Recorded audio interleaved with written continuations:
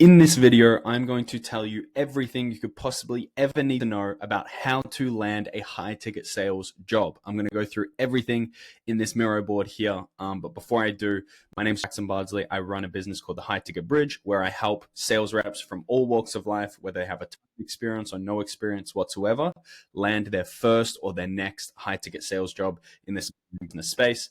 Over the last 2.5 years, I've helped thousands of sales reps land these roles and land these jobs with amazing companies. Some of the names, including the companies here. I'm not going to read through it, but you can pause the video and read through those if you want to. But we'll get into the important stuff here. And I'll walk you through what the entire process looks like for you right now. If you're looking to land your first or your next high ticket sales job, this is literally all of my source from helping thousands of people do this. This is everything entirely for free. You can take this, implement it, and I can guarantee that you'll land a role very, very quickly. So that's who I am. That's what I'm here to do. And let's dive in. So first things first, let's get all the way over here. The first step when we start here is you need to understand what high ticket sales is. So if you're watching this video and you have no idea what high ticket sales is, you've never heard of this space before, you have no clue what I'm talking about when I say high ticket sales, then you should check out I've got some like free resources in the description, some other guys that I'm not directly affiliated with. I know of them and know them personally as well, some of them. And they have a bunch of free resources here on YouTube that you can watch. All of this stuff about high ticket sales and how to be a great closer, you can learn for free, right? Everyone wants to charge you for a $5,000 or $10,000 mentorship. All of the source is there for free. Same as this video, it's all entirely for free. It's here for you to use. Like the paid courses and programs and things like that are all about implementation. So if you're the kind of person who can take information and you can actually implement it into your life and into what you're working on, you in reality do not need to pay for any kind of mentorship. You can do that all yourself with all the free content on YouTube. So let's dive in. Let me actually click this so that it doesn't take me backwards. So hopefully you can still see everything okay. And if not, then I'm going to be mad. This video will likely be 2 to 3 hours long, so it might be best for you to put it in 1.5x or 2x speed to get through it quickly. I like to talk a lot, so enjoy listening to me yap here, but let's dive in. So first thing we're going to cover is the different types of roles, right? Before we know about landing roles, we need to understand what types of roles are there even in this space, in this high ticket sales space for you to land. So the first one, and kind of the most entry level position, is DM setting. What is DM setting? That's where you sit in the DMs of a creator or an influencer or a business owner, and you respond to inbound DMs messages from potential clients, right? We call them prospects. In the DM saying, hey, I want to work with you. Or maybe the creator will post a story and say, DM me start to get started. And then you'll get DMs from people saying start, and then you'll be having the conversations with them. Your job as a DM setter and as a phone setter, which we'll get into next here, your job is to qualify leads, make sure they're the right fit for whatever it is that the business you're working for is selling. And then once you've qualified those leads, you need to take those qualified leads and book appointments with them, make sure that the prospect and the lead is going to show up to the call, right?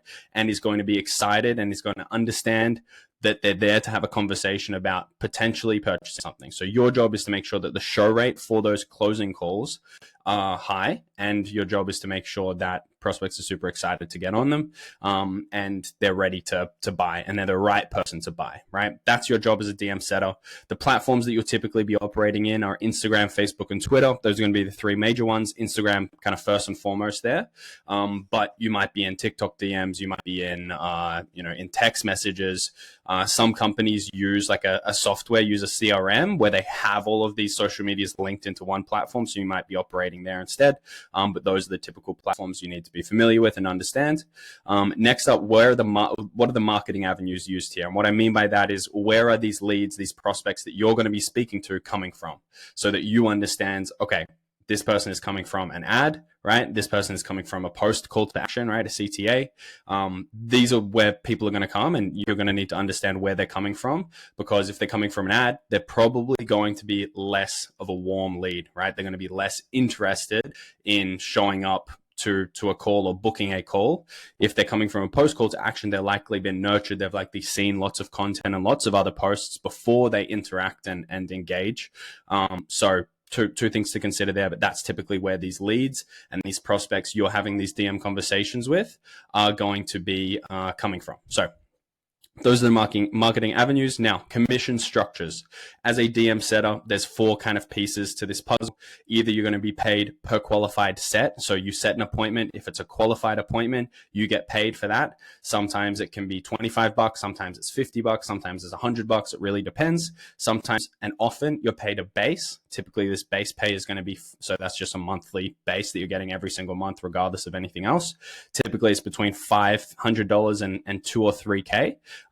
So that's kind of what you can expect there. Commission per closed deal is the most common kind of pay structure in this high ticket space. It's a lot of it is just commission only. So usually you'll get a commission, or sometimes you get a commission per closed deal. That commission percentage is normally kind of 3 to 5%, sometimes a little bit more, but it really depends. And then sometimes there's performance bonuses. So once you've helped collect $100,000 in the month, you get an extra $1,000 or something like that, right? So those are the 4 different pay structures.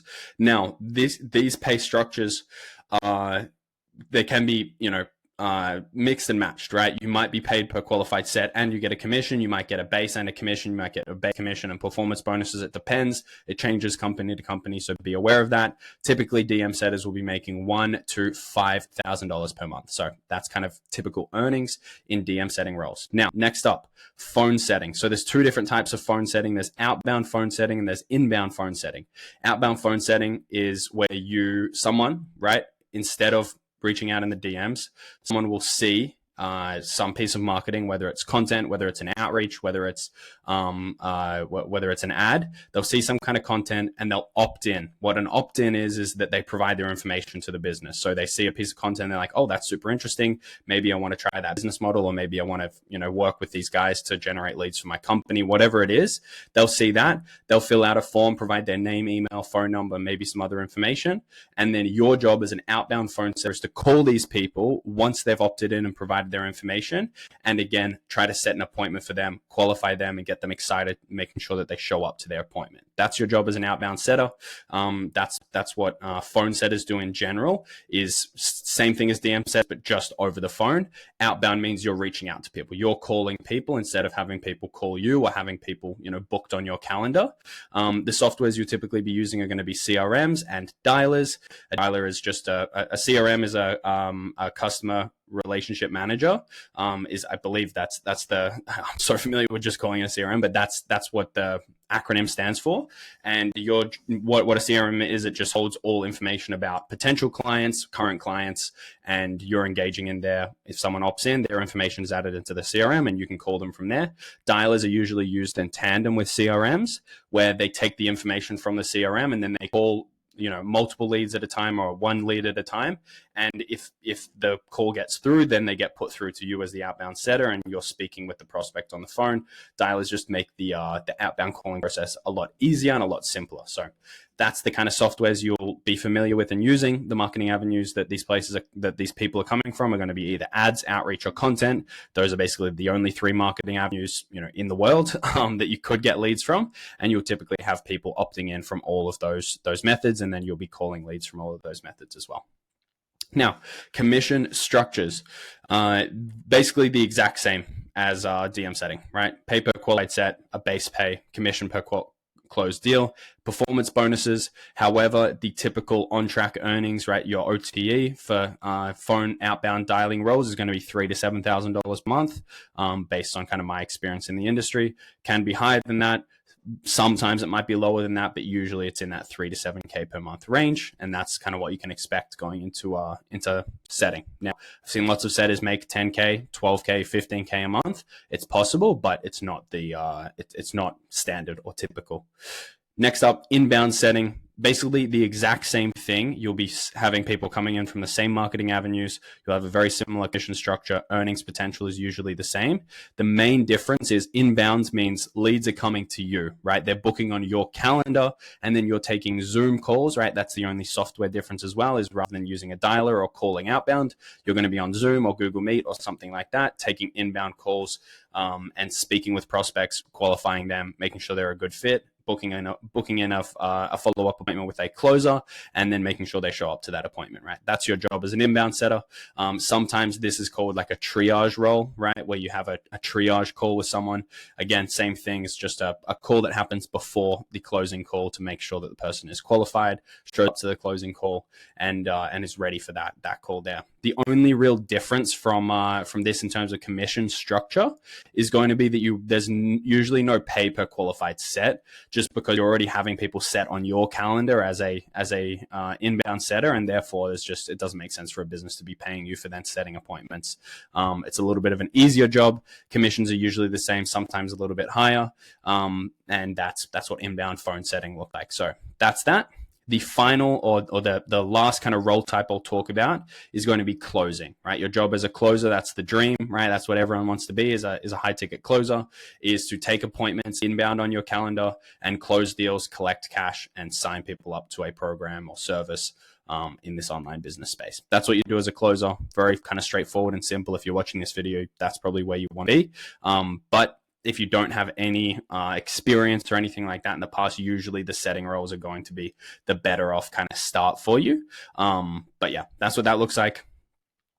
Closing, the softwares you're going to be using, same as inbound setting for the most part, CRMs and Zoom. Marketing avenues are going to be either set calls, right? A setter has spoken to them, an outbound setter, an inbound setter, a DM setter has set them on your calendar. And then the other ways through the funnel, right? That basically just means that someone hasn't spoken to someone on the team already.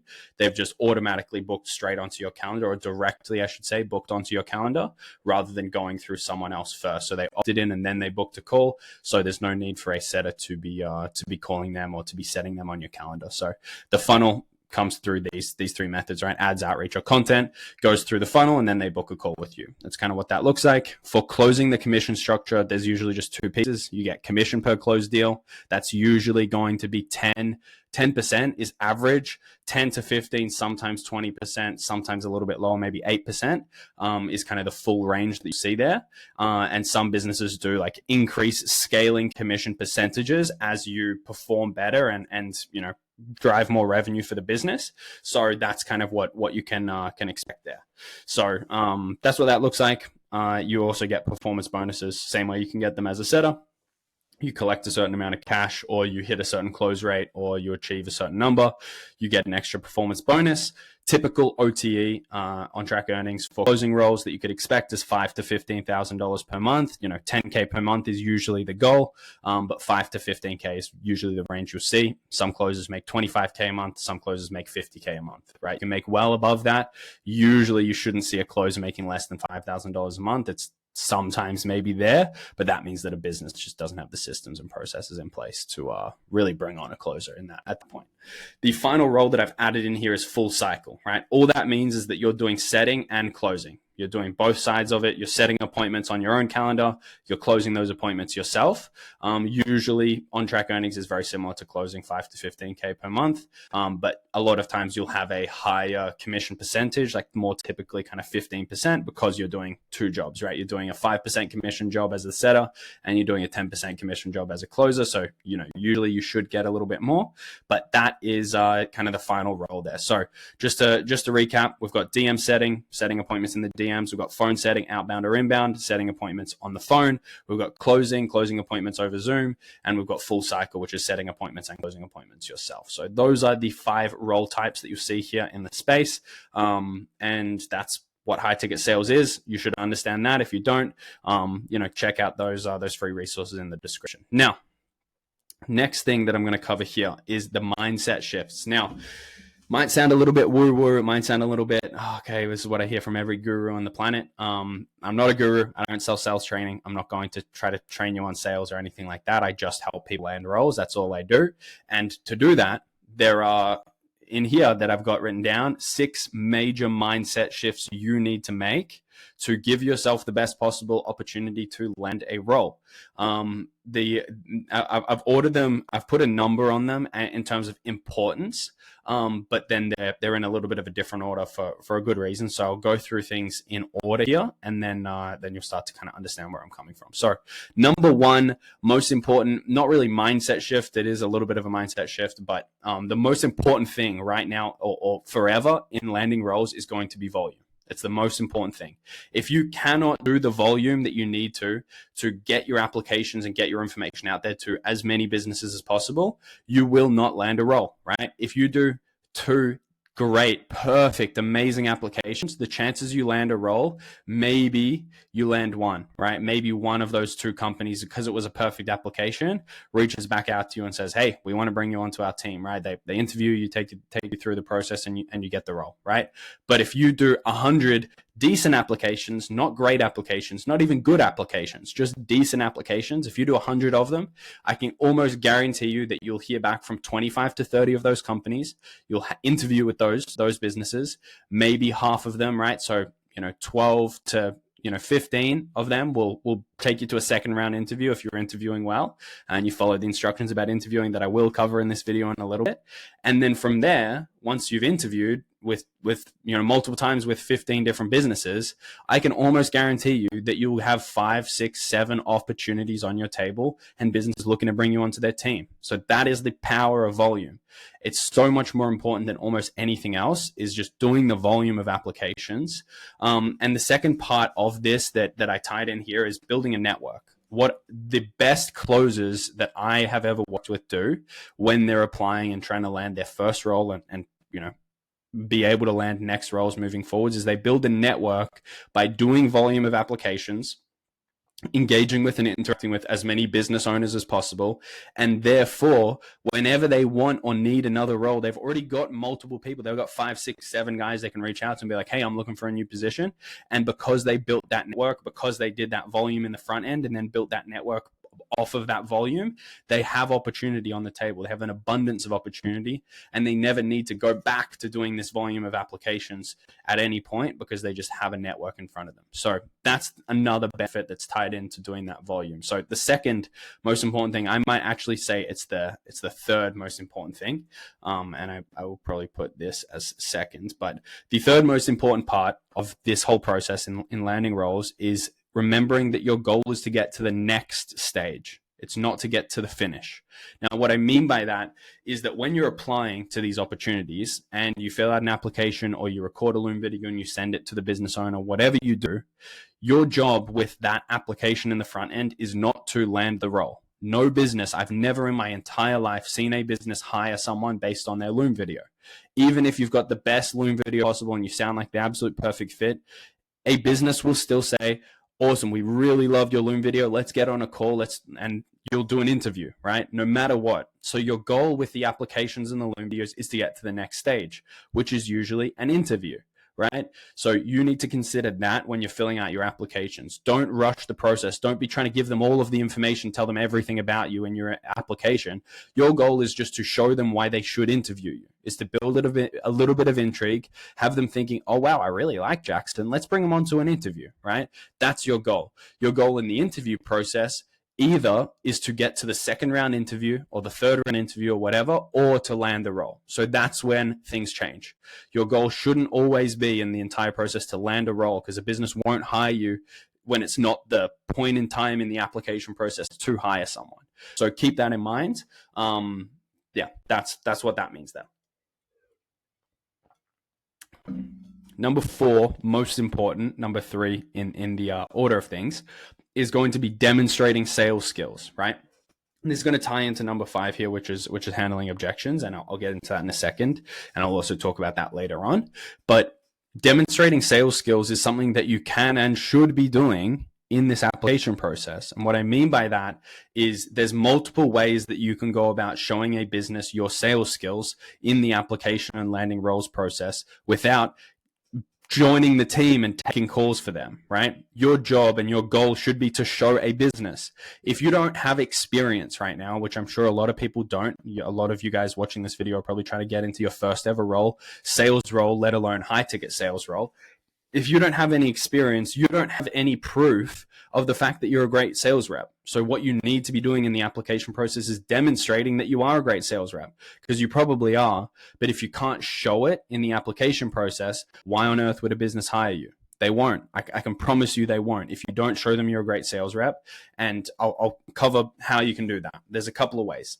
The first, and I would say most important, is to go above and beyond and provide the business with call recordings, whether it's a real sales call you've done in the past or it's a mock call that you've done recently. Provide them with a real call recording and go above and beyond. Even if they're not asking for it, do it, right? Send that to them and go above and beyond. If you don't want to do that, just show them how do you handle specific objections, right? Think about what this business is selling, who they're selling it to, figure out what are likely their major objections they get from prospects on these calls, and then from there record a Loom video or a video of yourself handling those objections and showing them, this is how I'd handle this objection. I'm sure you get this a lot. I just wanted to show you exactly how I would handle it once I come onto your team, right? Show that confidence, show the skills, and stand out. Most people won't do that. Most people aren't going to do that. Most people don't care enough to do that. If you do, you're going to stand out, and the only way you land a role with a company is by standing out. I'll talk about that a little bit later on, but the only way you can land a role is by standing out, right? If you're just another sheep in the herd, the business will not, and I'm not talking about like, oh, be a wolf, not a sheep, but just like if you're another person in the crowd, if you're another face, they're not going to pick you, right? Because you don't stand out. There's no reason for them to hire you over someone else. You need to stand out, and that's a great way to do it, is demonstrate those sales skills, go a little bit above and beyond, and provide that information. The second way that you can do this is by following up. What a lot of people never do is follow up on applications, right? And you need to do this in the right way, and I'll talk about that again a little bit later on. But following up is an absolute key and necessity in landing roles. Think about it this way. A business is hiring for a sales position. They're hiring a sales rep onto their team. That's what you're here to learn about, is how to land a sales role in these remote online businesses. That's what the businesses are hiring for. When we think about sales, what is one of major skills that you need in sales to be a great rep?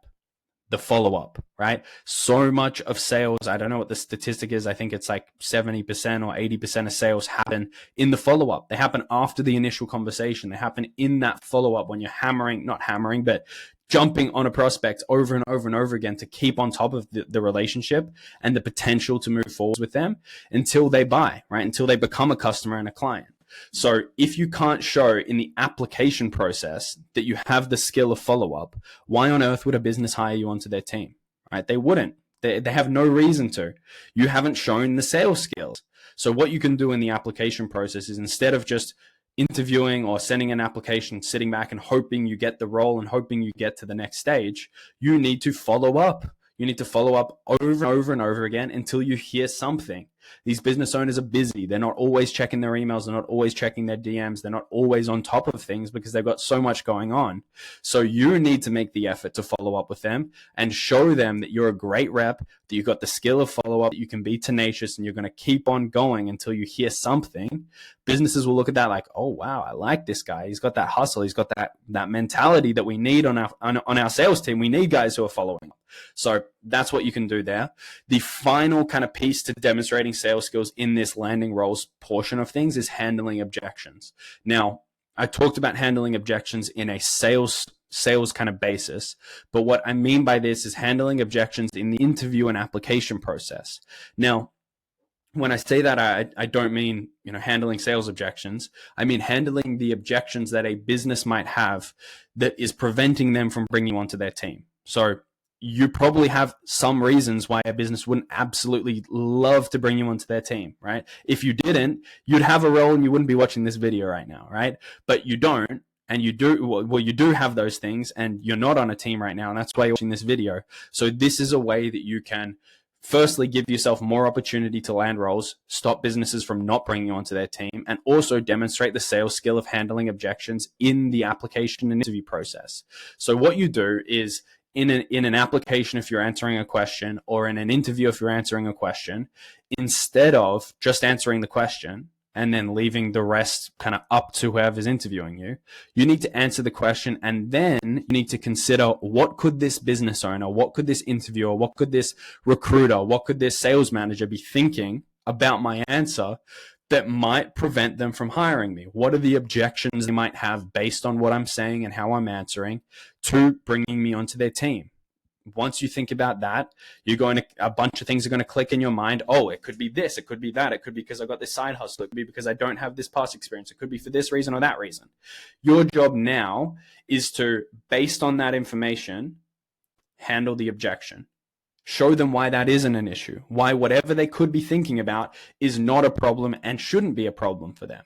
And once you do that, you're then going to give yourself, firstly, a lot more opportunity, because businesses aren't going to have this objection in mind and then say, okay, we're not moving forwards with Jackson. They're going to have this objection in mind. You're going to tell them why it's not a problem, why it shouldn't be an objection or an issue.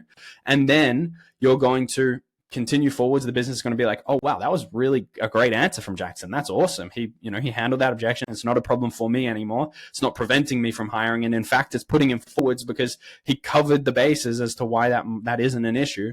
And everyone else didn't do that. So that's another thing there. I hope that makes sense. And I know I can be a little bit all over the place with what I'm talking about in here. So if you're watching this and you have any questions about it, feel free to reach out to me. But I hope that I can answer any and all questions in this video. Number 6, most important thing in mindset shifts is be real. What a lot of people think when they're trying to land a role is, okay, if I be this person in the application and in the interview, this business is going to hire me. But in this case, pretend ain't your friend. That's what I've written down here. Pretend ain't your friend. And I really mean it, because pretending to be someone you're not, all that's going to end up with is businesses that you're not actually a fit for, that you're pretending to be a fit for, giving you opportunity to work for them, you coming onto their team, and then you not enjoying it, and you having to every single day get out of bed, pretend to be someone that you're not. And human beings, from a psychological perspective, cannot pretend to be someone that they're not for more than 3 months. I believe that's kind of like the time frame is like, for 3 months you can be someone that you're not, but after that point, like, your brain just can't continue pretending to be someone that you're not, and therefore you're going to crumble, and you're not going to stay on an offer for more than 3 months if you keep pretending to be someone that you're not. So be real, be yourself, be honest. And what I'm not saying, like, don't try to land the role, and like, don't try to show things in the right way to land a role. I just mean, don't completely put on a persona and personality that isn't yours to land a role. So hopefully that makes sense. That's what I mean by be real and pretend ain't your friend. Number 2, so this is going to be the number 2 most important thing here, and it's going to relate to a couple of other things we talk about in a second. Okay, number 2, remove limiting beliefs around experience. I can almost guarantee that if you're watching this video, you're probably thinking in your mind, well, I can't apply here and I can't apply there because I don't have this experience and I don't understand that industry and I've never done this before. If you continue thinking that way, you will limit yourself from applying to so many opportunities that I can almost guarantee you, if you did apply for them, a lot of them are going to be interested. A lot of them are going to be open to working with you. And I'll talk about how to, if you have no experience, frame yourself up still as a good candidate for businesses wanting experience. I will talk about that.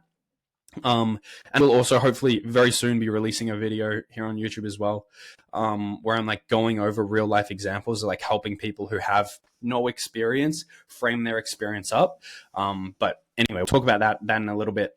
And that's why this relates to kind of the next point and why I put this last. But what we need to think about, right, is what are businesses actually looking for, right? All a business wants. It can seem as complicated as you want to make it in your own mind. All a business wants is a couple of small things that all tie into each other.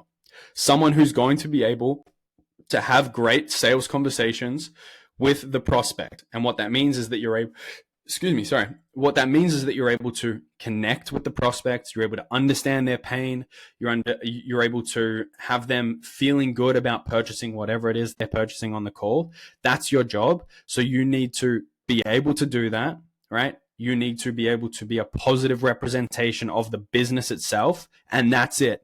That's all the company cares about is, are you going to represent the brand in a good way? And are you going to be able to have these conversations from a sales perspective with prospects in the way that the business wants? That's it. You don't need to have a billion years of experience to be that person. You can have no experience, right?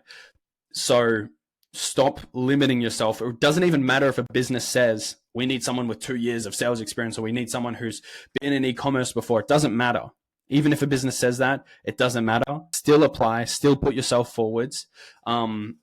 And I can guarantee you a lot of these places that are saying we need this experience and this understanding, that understanding, they're still going to be open to bringing you on as long as you frame yourself in the right way, regardless of your experience, as what business are looking for, which is someone who can connect with the prospect and someone who's a good fit for the team in terms of representation of the brand and internal team culture. That's it. That's all that businesses are looking for. So remove that belief in your mind that I can't apply for this big company and I can't apply for that big closing position, because you can. You can. Worst case scenario, you apply to a position that you're not qualified for and, oh my God, you find out you're not qualified for it and they don't want to move you forwards. It's not the end of the world. You spent 15, 20 minutes on an application to give yourself the opportunity to land a role you weren't qualified for in the first place.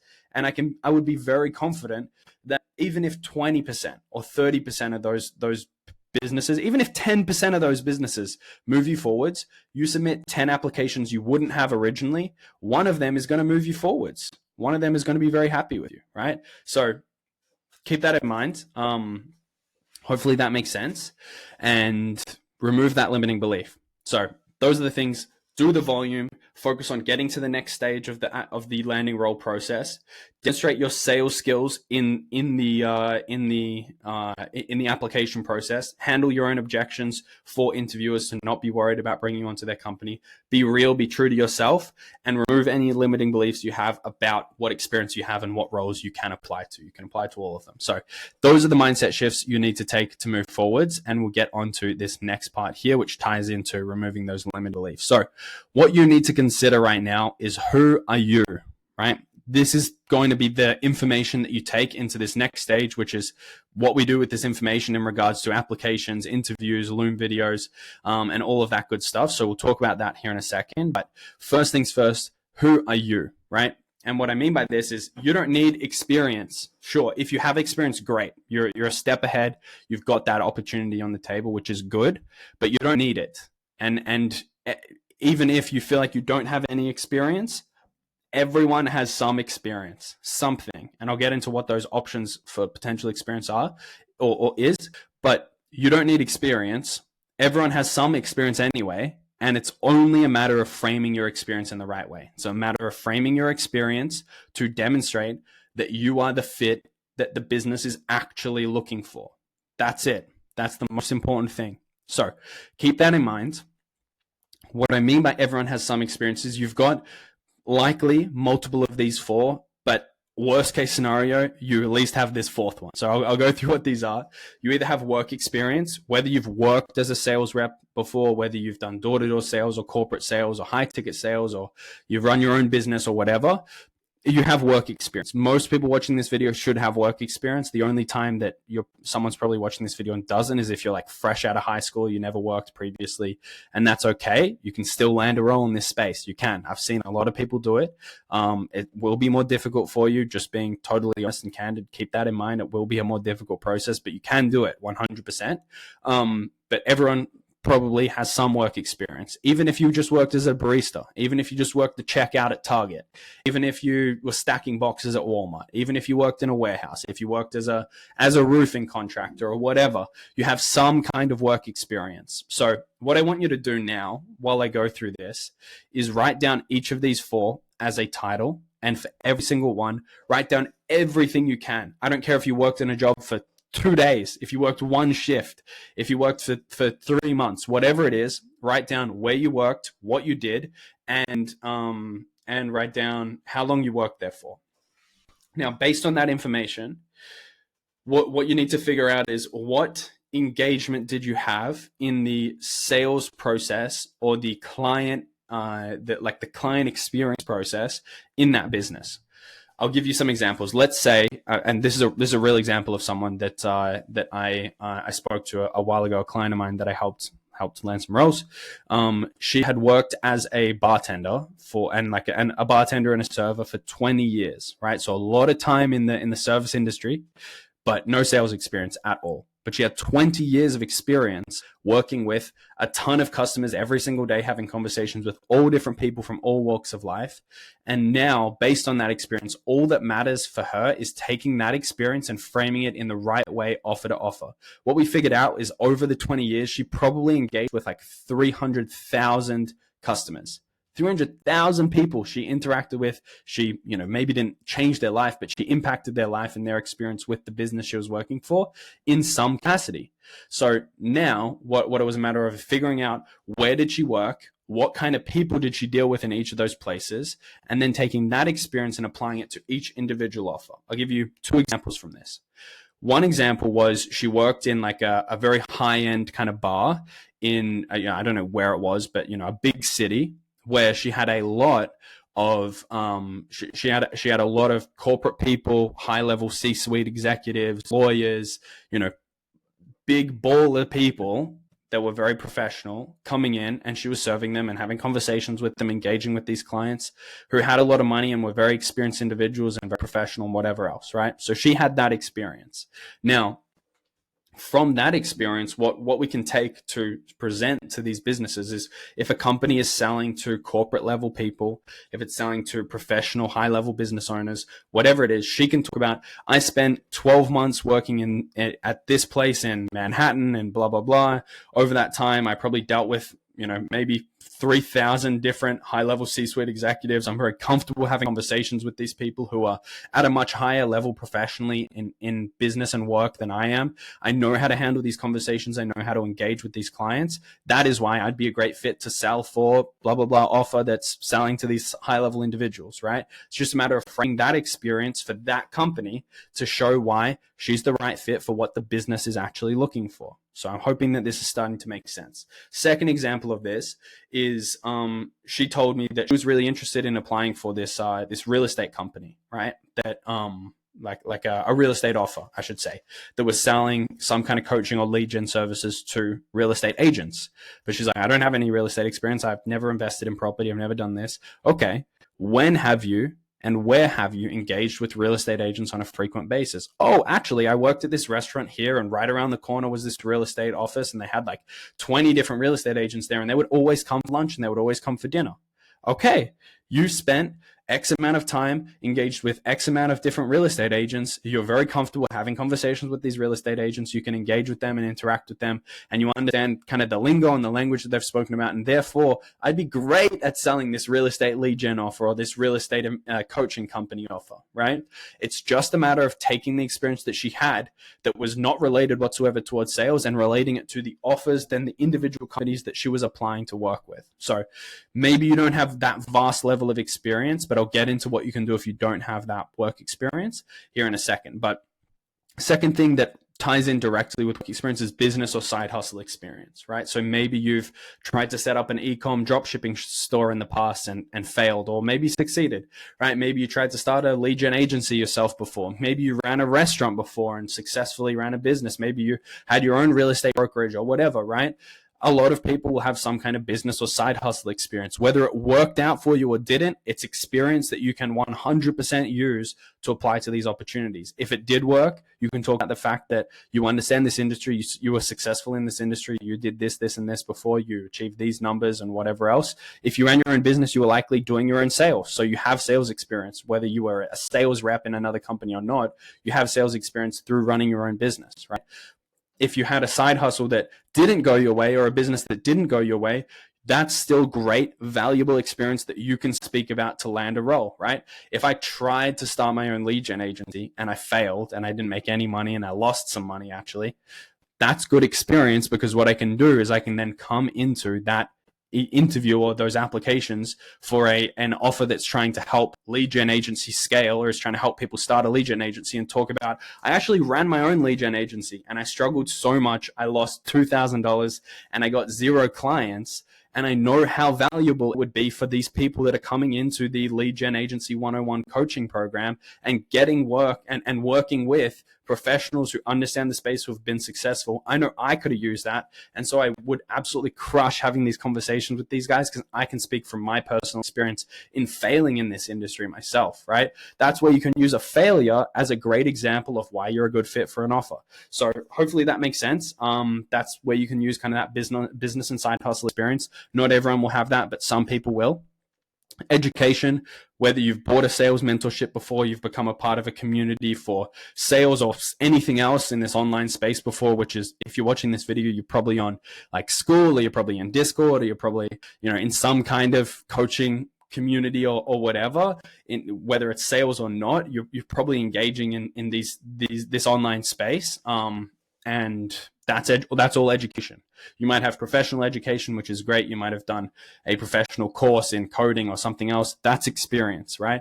And like I said before, write down all of this stuff. Any side hustle you've tried, any business you've run in the past, write it down, right? How long you spent there, what you achieved there, what kind of numbers you generated, whatever else. Same for the work experience. How many customers were you engaging with? What were those customers paying, right? Because what we can talk about is, I was never in the sales process for, running. Another example that I'll give you here, just so you can listen to me talk some more. But another example I can give you here in terms of talking about work experience that isn't sales related in a sales basis is, I spoke to a guy the other day, a client of mine, who previously was a roofer, right? He didn't do the roofing sales. He did the actual contracting of building the roofs, making sure that the roof was solid, making sure the roof wasn't going to blow away. He actually did the work there. And what I spoke to him about was, okay, well, you didn't sell anything, but you probably engaged with the house owner, right? You probably spoke to them, walked them through some of the stuff, made sure they were happy with the job, made sure that they felt positive about it. These roofs cost a lot, right? They cost $8,000 to $20,000 a pop. This is high ticket. You weren't in sales, but you were in the high ticket space, dealing with high ticket clients who had paid $10,000, $20,000 for their roof, and you were making sure that they were happy. So, I think over his time there, I think he spent 3 months doing that, or something like that, and he had worked on 20 different roofs or something along those lines. And what the maths worked out to was, I don't even know, let's say an average of $10,000 for a roof, right? And he engaged with 20 of them. That's $200,000 in pipeline that he ensured was positive, that they had great client relationships. So it's customer service essentially, but for these high ticket clients. That's experience that you can use and talk about and relate to high ticket sales. So it's just a matter of writing down all of this information. What were the ticket prices? What was the average order value of clients? How much money were these clients worth to the business or the restaurant or the whatever that you're working for? Figure out what those numbers are, because there's maybe going to be an avenue that we can use these numbers in our applications, in our Loom videos, in our interviews. So keep that in mind. Write all of that information down. Pause the video, take some time to do it, whatever you need to do. But write all of that down. Write all of your business and side hustle experience down, whether it succeeded or failed. Write down all of your education, high school, college, non-professional education, communities you're a part of, online education you've invested in, everything.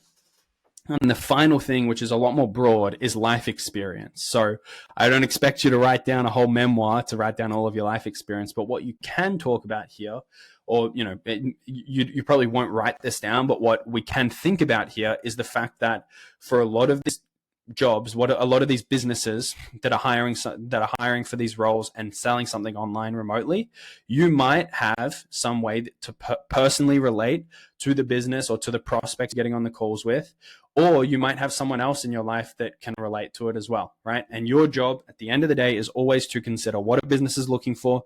And that number one thing was that you can relate to and fit and have conversations with the prospect. So you can take your personal life experience and tie that into these applications and interviews as well. So keep that in mind. Take that life experience and just consider it as something you can talk about that will make you fit for an offer. If you're applying for a fitness offer that's coaching people on weight loss, you can talk about your personal weight loss journey. If you can't relate, you can talk about your mum's weight loss journey, or your brother's weight loss journey, or your great uncle's weight loss journey. Whatever it is, you can talk about someone else's experience, your best friend, your cousin, your coworker, your boss, whatever. Someone in your life has probably had an experience or some level of experience with whatever offer type. And you can talk about that. You can talk about your uncle is a real estate agent, and he's always struggled with being a great real estate agent because he doesn't have the right coaching or he doesn't have the right leads. That's why he'd be a great fit for real estate coaching and lead gen 101 or whatever, right? You can use that personal experience, and all that matters is taking all of this and framing it in the right way to present to a business that we are the right fit to talk to their avatar, and we are the right fit to represent and be basically a brand ambassador for company. So that's who you are. That's the information you need to think about. If you take all of that information, you can apply almost anywhere in the world and have a great application simply because you took the time to think about this stuff. So keep that in mind. Now, next up is, where are we going to put this information? Right now, we've collected all of this information about all of our experience and what we need. And also, this is the reason we're making this video, so you can stack up some bread, okay? So get your money up. But anyway, I'm just messing around. Where are we going to put this information? Because there's multiple places that all of this information that we spend time thinking about is going to go. So the first thing isn't really where this information is going to go, but it's going to matter in implementing this information and framing it in the right way. So I'm going to talk first about research, and then I'll talk about how we put this information that we've collected here into our applications, into our Loom videos, and into our interviews, as well as into the follow-up process that we're doing to land these roles, right? I talked about how important follow-up is previously. So those are going to be the major kind of points that we're going to use all of this information, and I'll talk about what they look like and how to navigate all of them in a little bit. That's why this video is going to be so long. But first, I want to talk about the research you should be doing into these businesses before you're applying, right? First things first, why do research? Right? Why are we going to do any research into these businesses? The first thing is we need to understand, this is meant to say no. We need to know and understand who the right fit is. Who is the right fit for this position and this company, right? Who is the person who is going to be the best person to speak with the prospects, and who is going to be the best person to represent the brand of the business, right? And doing your research into a company is what's going to give you the understanding about what a company is looking for, right? This is what I've been speaking about a bunch here, is being the avatar fit, having the conversations with the prospects on these calls, and being the team and culture fit, being able to represent the business, being a good fit for the internal culture of a company. That's why we need to know who the right fit is, because that's our understanding of what a company is looking for, which are these two things. And I'll go into a little bit more detail on these here in a second. Okay. Had to take a second there to breathe after spending 45 minutes talking here. But anyway, now the second reason for why we're going to do this research after we understand and know who the right fit is to make sure the right fit is you, right? To make sure it's the right fit for you as well, because you need to make sure you're the right fit for the business, and also that the business is the right fit for you. And maybe you do all of this research, and we're going to talk about where to look and how to do this in a second. But maybe you do all this research and you're like, this isn't for me. This isn't the right fit, which is fine.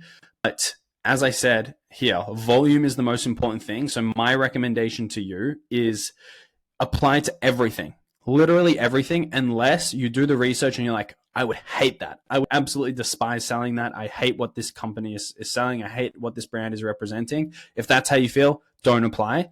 But unless you feel like that, you should definitely go about applying, because putting your hook out there as many times, putting a line out there as many times as possible, and seeing what bites you get is ideal. Because I've worked with a lot of people who have felt like a business wasn't the right fit for them, and I push them to apply and see and speak with the business and interview with them and make sure that it wasn't the right fit for them. And they do that, and then they're like, oh my God, that was the best interview I've ever been on. I was so excited for this opportunity. I think they really liked me, and they might want to bring me onto the team. I'm so glad you pushed me to do that. So push yourself to apply to places, even if you're not 100% bought in, because maybe you'll change your mind, and worst case scenario, you prove yourself right and you prove me wrong, and it isn't the right fit for you, and it's not the end of the world again, right? You spend a little bit of time doing some applications and you're fine, right? You're not going to die. So that's the second thing there. Make sure that it's the right fit for you. But in general, it should really just be make sure it's not the absolute wrong fit for you is kind of what I would say there. Now, where do we look, right? Where do we actually go to do this research? There's kind of two main points that we go to is either to the websites and VSLs of an offer. If you don't know what a VSL is, it's a video sales letter. It's basically like the pre-call pitch video that you probably see a lot. You click on an ad or whatever, you see some kind of video. That's the VSL, right? It's getting people bought in, and it's also there to get people kind of on the hook to book in a call, right? So doing your research here is going to give you a good understanding of what the business is, what they're doing, and who they're selling it to, which is ultimately what we need to understand is that who, what, when, where, why, right? That's what you need to understand. You're going to get that understanding from the website and based on what they're talking about in the website. And also in the website, you can check out the testimonials. And by checking out the testimonials, you're going to understand two things. Firstly, what kind of results is this business getting, right? What kind of results are they getting for their clients? And the second thing is in these testimonials, a lot of the time they're going to talk about, this is where I was, this is where I am now, right? And by understanding those testimonials and the transitions and what people have done is you also understand where they were at the start, which means you understand who is the avatar, when in their life are they at, why are they interested in buying it, because that's where they are to start with. And where they are to start with is the reason they buy, because they're there and they're not here where they want to be. So that's the reason that I think testimonials are really beneficial to research. The second place you can research is marketing avenues. So there's kind of three main ones that you can look. You can look through YouTube videos and podcasts, which are the long form content. You can look through socials and the short form content. And something else I didn't add here, but would probably be beneficial to put, is you can also look at the ads, because the ads are ultimately the intentional marketing that a business is doing to drive people either to these socials and to these other platforms or to book a call. Facebook ads library, you can look that up. You can search for a business's or a creator's ads through there, and you can actually review the specific ads that they're running. Maybe you'll see the ad just pop up on your feed. Likely, if you do some research on a business, the next ad you're going to see on Instagram, happens to me all the time, is going to be from that business trying to sell you on their service. But researching their ads is another great marketing avenue to look, like ads and content, right? Those are the two marketing avenues. So I highly recommend that you look into all of those. And that's kind of where you look and where you do your research, right? And we talked about why we do that research. And that ties into applications, right? Applications are going to be done and held in one of two ways. So these businesses, when they take applicants, they do two things. They either have an application form where you fill out a bunch of information, you answer some questions, provide some information, email, phone number, past experience, resume. Most of the time, an application will ask you for a Loom video, right? So that's what we're going to talk about here next. So if I confuse you and I mention Loom videos at all for a little bit, I know I've spoken about them a little bit already. I'm going to get into it, so don't worry. But the second method of application is a direct outreach. So they'll tell you text WhatsApp or text us at this number, or reach out on Instagram or Twitter or whatever here, or email us at this place. And that's the second form of application, is a direct message rather than filling out a form. So those are the two options for applications. And in order to create great application, we need to understand what the company is looking for. I've talked about this a bunch, so I'm not really going to get into it too much here. We need to understand who the avatar is and what kind of person is going to be a fit to talk to that client avatar, right? Who is the client avatar and who relates to them? What is the client avatar dealing with? And how do you understand what they're dealing with? What I mean by when is like, what point in their life are they at right now that's making them get on the call, is making them want to buy? Where are they from, right? What part of the world? Most of these businesses are going to be US based, but maybe they're targeting people from different countries. Maybe it's a European or a UK based company. Maybe it's an Australian based company. So you need to understand where these people are from and why, right? Why are they on the call and why are they interested in buying, right? You need to understand those things to make sure that you are the right fit, or that you present yourself as the right fit to talk to this avatar. And the second side of that is being the team and culture fit, right? What I mean by that is being the right person within an organization. Some teams are going to be very laid back and chilled. Some teams are going to be very high energy and high effort. Different companies are formed in different ways and have different cultures, but you need to understand what a company is looking for in terms of team and culture fit. as well as brand representation, right? So they want someone who's going to represent their brand in the right way for an offer that's selling e-commerce coaching to 18 to 25-year-old guys. They're going to want someone young, hungry, high energy. Let's fucking get started. Bring you into the program. You're going to get this, this, and this. You're going to do that and that. A business selling, coaching around quitting addictions to corporate CEOs and doctors and lawyers is going to want someone very professional, very laid back, very relaxed, who's able to have a high level, very emotional conversation with these high level individuals to get them to purchase a product. They're going to want someone who's in a suit and tie and is dressed up really nicely and looks professional. They're not going to want someone that looks like me wearing a t-shirt with a UFC belt in the back. By the way, the belt's coming back home. Volk just won the UFC title again. The GOAT is back. So happy about that. But anyway, they're not going to want someone who's dressed super casual on an offer like that. But on an e-commerce coaching offer, that's exactly what they want. They want someone young, someone who's, dress the part to have these conversations, not someone who's going to scare away the prospects and these young guys that are getting on these calls who just want to be entrepreneurs and make money online. Because that's what's going to happen if you're a very professional person wearing a button down suit and a tie and whatever else, right? So keep that in mind.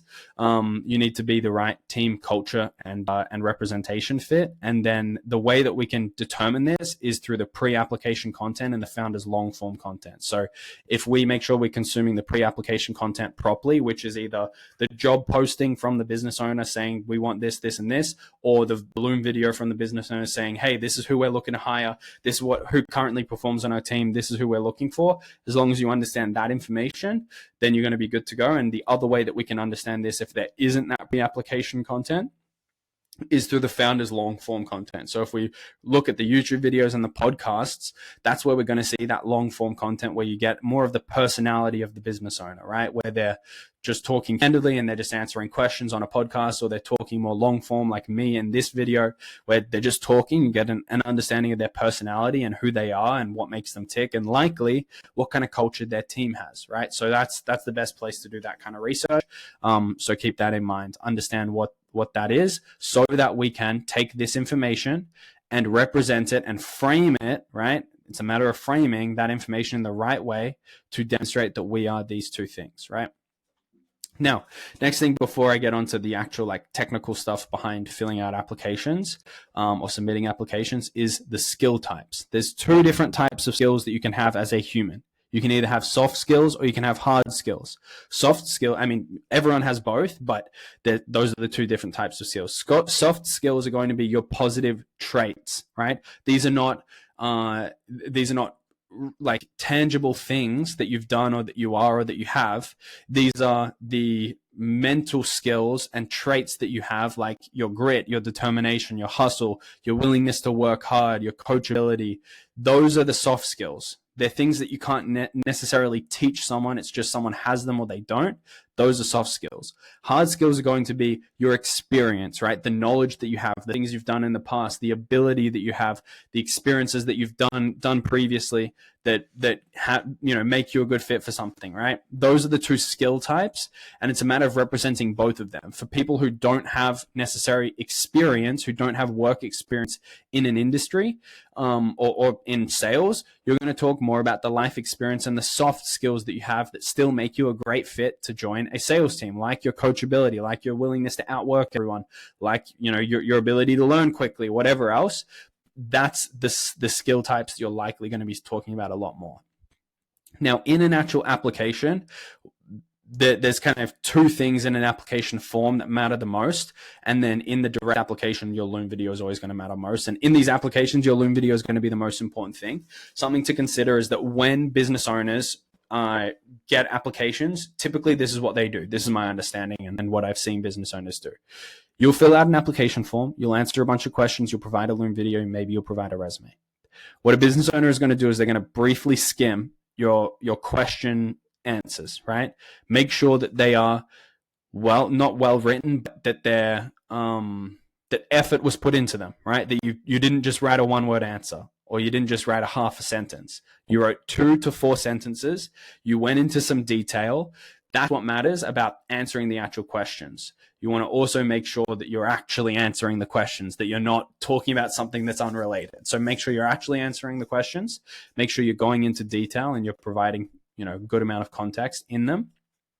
Then the second thing that a business owner is going to do, the most important part of this, is they're going to review your Loom video.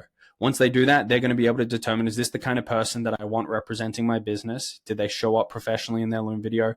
Are they showing up in the way that I would want them to show up on sales calls?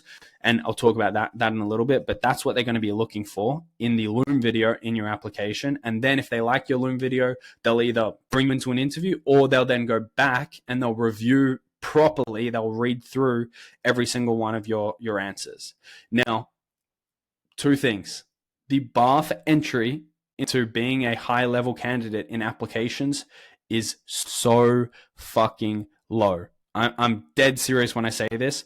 I've worked with so many sales reps and so many businesses hiring sales reps. The bar for effort and quality of applications is so much lower than you could possibly believe. And it's shocking, honestly. Some of the Loom videos, some of the application questions that I've seen filled out are horrendous. They are the worst thing that you would ever expect to see, and they're not the kind of thing you'd expect from people literally trying to get jobs to pay their bills and support their lifestyle. So keep that in mind. That's another limiting belief, right? And I don't want to use these woo-woo words, but I'm so serious. There's so many people out there applying for these jobs who are absolutely decimating their ability to land a role because they can't fill out an application question with any detail and their Loom video sucks. If you do these two things right, you will stand out above probably 60 to 70% of applicants purely based on effort alone. So that's something to consider. Is go into detail in your answers and make sure that your Loom videos are high quality, and you will get a lot more interviews than anyone else. Put a little bit of effort, do a little bit of research, demonstrate in your application you did that little bit of research, right? Talk about a testimony you saw, or talk about something that the business owner spoke about in their pre-application content or in their long form content or whatever. Show you've gone that little bit of an extra mile. You will stand out above and beyond everyone else. So the second thing here that I will say that I've noticed some people struggle with in applications is getting confusing. So when you are providing detail and you are going into a little bit of detail in these application questions, what some people fail to recognize is that a business owner has much less context about what you're talking about than you do. And what I mean by that is if you talk about a past experience that you had or a past job or a past sales cycle that you're a part of or whatever, the business owner has zero context going into it. You need to make sure that you provide the context necessary to make sure that what you're talking about is not confusing. I've seen that a lot. Maybe you have a great answer and you're talking about something great, but if the business owner or the sales manager, whoever's reviewing your application, is confused because they don't have the context they need, they're going to really, really, really struggle. So keep that in mind. Make sure you're providing the context necessary to make sure that your answer is understandable. And if you have to go 5 or 6 sentences to give that context, that's fine. But just reread all of your answers and make sure that they're not confusing and make sure that they're actually answering the question that was asked, right? Some people sometimes go a little bit off book, a little bit off topic when giving answers. So make sure that you're not doing that.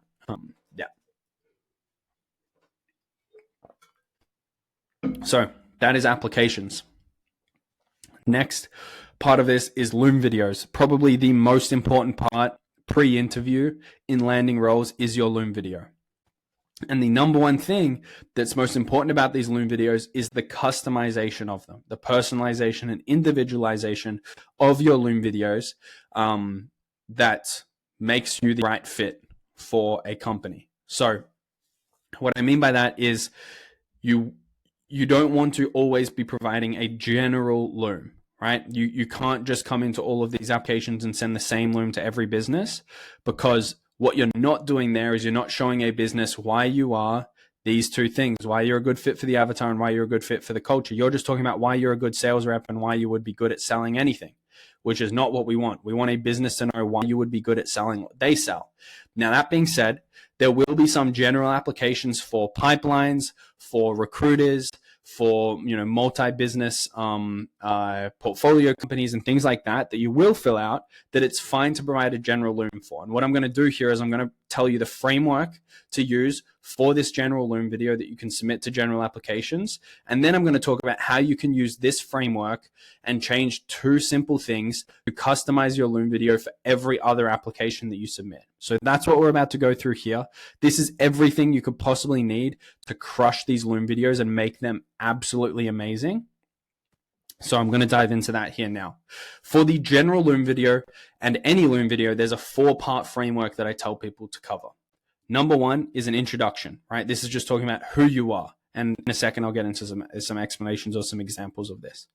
The second thing is your experience, right? The industries and avatars you've sold in, and 2, the time that you spent in those industries, the ticket sizes, right, that you're selling. That's the lingo in high ticket sales is ticket size, right? Maybe for you it was average order value that you were using, or whatever. It's just what was the cost and price of what you were selling, and then the numbers, the statistics and the numbers. So that's part 2, experience, industry and avatar, time, ticket prices, numbers. That's what you want to cover in the second piece. The third piece is why you. In this general Loom video, that's why should a company hire you? What reason why should any business hire you? Not a specific business, because this is a general Loom video, but why should someone hire you? What are those likely soft skills that, and experience and hard skills that make you stand out above everyone else in general? And then the final thing is the conclusion. So I'll get into, what the conclusion looks like in a second, because I'll go through a full kind of example of what this should look like. So here's the intro.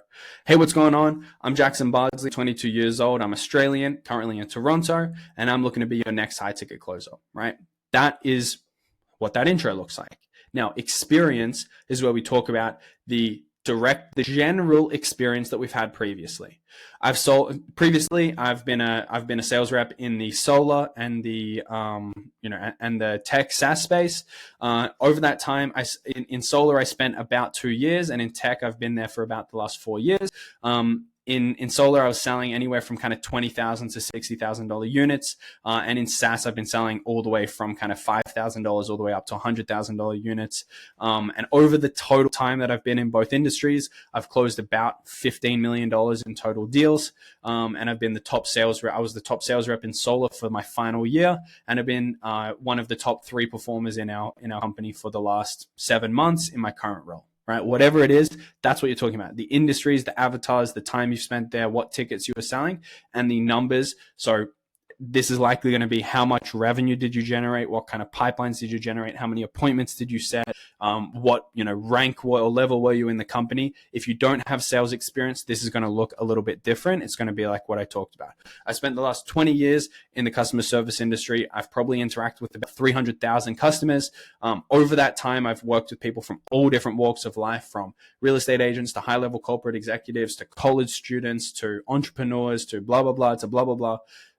And I've always been one of the top tipped, employees at all of the companies and restaurants I've ever worked for, right? That's the experience. So hopefully that makes sense. Why you and the general one is I'm not going to give you an example because it really just depends on you, but this is where you're likely going to talk about. I feel like, I would be a great individual rep for your team because I've always been a top performer at every company that I've worked in previous. I know and love exactly, you wouldn't say that in the general Loom, but I love to work super, super hard. I'm super competitive and driven, and I'm here to generate revenue for every business that I'm a part of. That's, the why you portion. And the conclusion, what I like to do is leave the ball in their court and assume the close. Now, what I mean by that is you want the business owner or the sales manager, whoever is reviewing your application and your Loom video, to almost feel like they're expected to interview you, right? To take you, like we said, from the first stage to the next stage.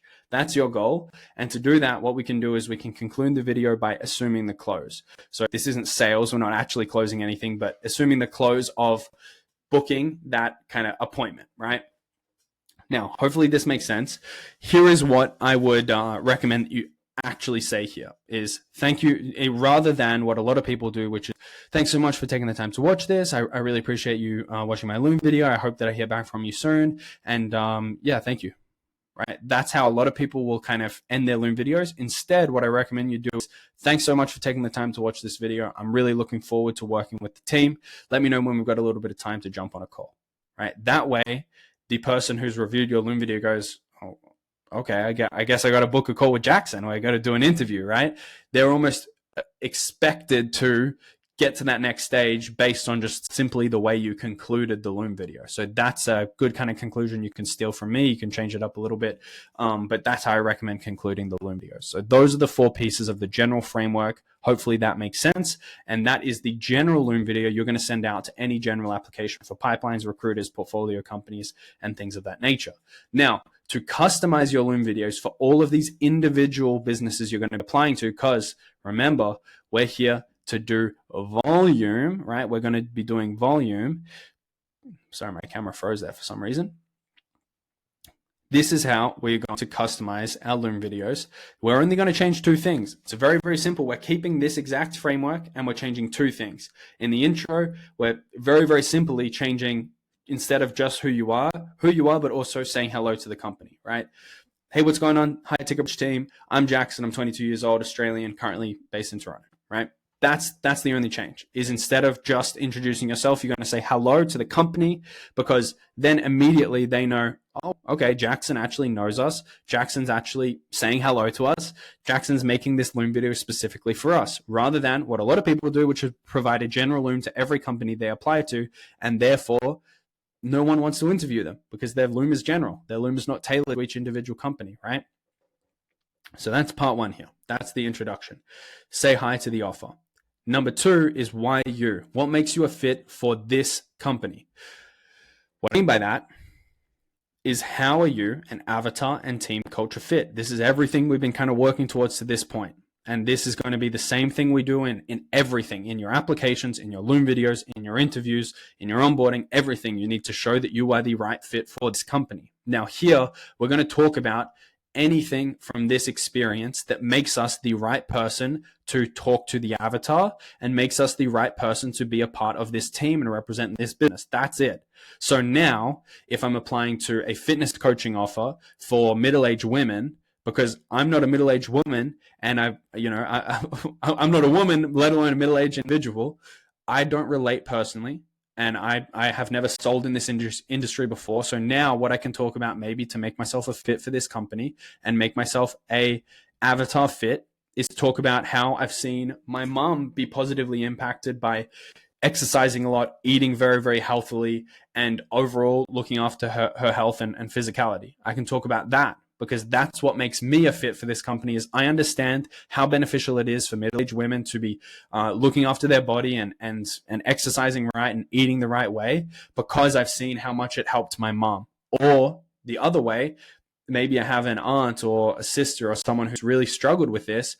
I know how beneficial it would be, and I'd really be passionate about selling this because I've seen how much my sister has struggled with her weight and with her health, and she's been in and out of surgery, and I just know that she could benefit from something like this, and I want to help other women impact their life in that positive way to take on this change, right? That's how I'm a fit for this offer. If I have, tried to start my own e-commerce business in the past and I lost $2,000 and didn't make a single sale, what I can talk about here is, for if I'm applying for an offer that's coaching people on how to build an e-commerce business, I understand the pain and the struggle that people go through when trying to start an e-com business. I tried to start one probably about 2 or 3 years ago. I invested about $2,000 into setting up my shop and buying inventory and all of this stuff, and I didn't get a single sale. I spent the last of my money on ads and I didn't get this business up and running, but I know how much I would have personally benefited from having this coaching and this mentorship from people who have succeeded in the space.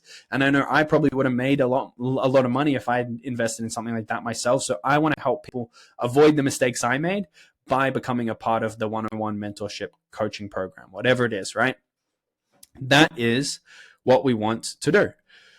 So I hope that makes sense. That is how we represent ourselves. And that's the only thing we change from this framework. So the intro is the same. We just say hi. We talk about our general experience the same way. We talk about the specifics that make us a personally good fit for this industry. Now, maybe this is work experience. I've previously sold fitness coaching before. I know exactly what this sales style looks like.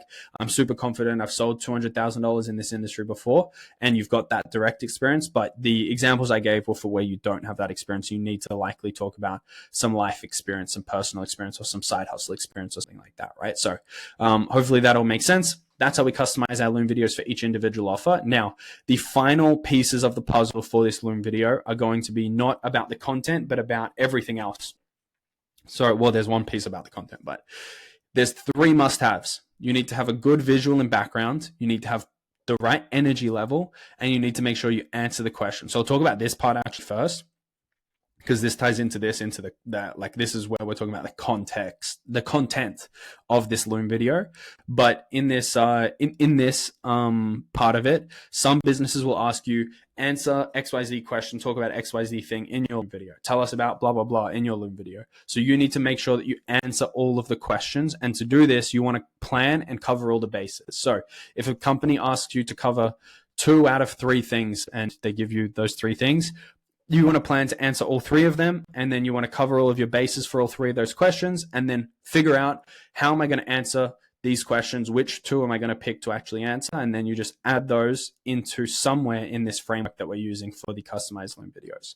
That's it. Just make sure some businesses do ask you to answer specific questions, and make sure you aren't doing so in your videos. Now, the visual and background is referring to kind of 3 things here, right? The lighting, the background, and the attire. So the lighting just means you can't look dingy and grungy and have, a grainy face. You need to have decent lighting on your face, even if that means taking a lamp from your mum's bedside table and putting it directly behind your laptop camera and pointing it in your face so that you've got good lighting on you.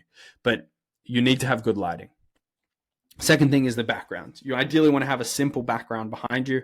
You don't want to have too much clutter going on. You don't want things to be confusing and distracting from you and your face and what you're talking about. And if you do have that, then ideally just turn your desk to be in a place where your back's facing the wall and there's nothing behind you and it doesn't look dingy and dirty. If you have your bed behind you, it needs to be made, and there cannot be any dirty laundry or clean laundry or anything on your bed. It needs to look nice, it needs to look neat, it needs to not be distracting. So that's what I'm talking about when I talk about your background. Attire. Firstly, if you're not wearing a shirt, put on a damn shirt. Do not be recording any Loom videos without a shirt on. Secondly, if you're applying for anything that isn't a fitness offer, you should not be wearing a tank top or a wife beater. You need to put on at least a t-shirt, if not some kind of polo or collared shirt. But all of this stuff ties back into first impression and representing the brand. So first I'll talk about energy, and then I'll talk about kind of this relationship here. But energy in general just means you need to have high enough energy for a business to like you, right? If they don't like you, if they don't like your energy level in your Loom video, they're not going to want to interview you, let alone hire you to their company. Right? So make sure that your energy level is at a level where the business is excited to take you to that next stage, is excited to interview you, and is excited to potentially bring you onto their team. So that's something to consider as your energy level. The reason for that is this is your first impression, and this is how they are going to expect that you represent their brand, right? When we talk again and again and again about being a fit for the company, this is what I'm talking about, representing the brand of the business. So if you come in, and there's 2 ways this can go, right? If you come into your Loom video and you're really low energy and really monotone, for most B2C offers that are selling to a regular everyday person, consumer like you and me, what we're going to find is that business owners are going to be like, oh, well, this guy doesn't have any energy. He's really monotone. He's not excited. Why would we bring him onto our company? He's just going to depress our clients, right? You're not going to be the right fit for these people. If you come into your Loom video like, hey, I'm Jackson Bardsley, I'm 22 years old, I'm Australian, and I'm looking to be your next high ticket closer, blah, blah, blah, blah, blah, right? If you talk like that for a B2C offer, they're not going to be interested. But if you talk like that, if you talk really high energy, hey, what's going on? I'm Jackson, I'm 22 years old, for a B2B offer that's selling to high level corporate executives, they can look at that and be like, that's not the guy we want representing our brand. That's not the energy. We need someone who's cool, calm, and collected, can hold frame and can maintain these conversations with these high level executives. So that's what you need to consider here is what is the right representation of the brand in terms of energy, but also, like I said before, in terms of attire and the visual, right? Like I spoke about a little bit, for a B2B offer targeting executives, they're going to want someone dressed nice, right? Collared shirt, maybe a tie, maybe a suit jacket, right? For a fitness offer, they're going to want someone super casual, super laid back, cap, t-shirt, looking chill and looking like a good vibe and good person to get along with, right? So that's what we want to consider here, is what is the attire that's going to be represent the brand in the right way. I've literally had businesses, for example, I had a dental lead gen agency that was looking to hire 2 closers. I sent them 8 people. They interviewed 8. 2 people on that interview showed up with a collared shirt. Guess who were the 2 closers that they hired onto their business? Were the 2 guys with the collared shirt. They're targeting dentists, people who have spent, the better part of I don't know, like 10 years in school, highly educated individuals, highly professional individuals who make a ton of money. They want to talk to professional people as well who are wearing a collared shirt, maybe a tie, maybe a suit jacket, and look professional and look like they're the right man for the job or woman for the job when it comes to solving whatever problem they're dealing with, right? In this case, their lead generation.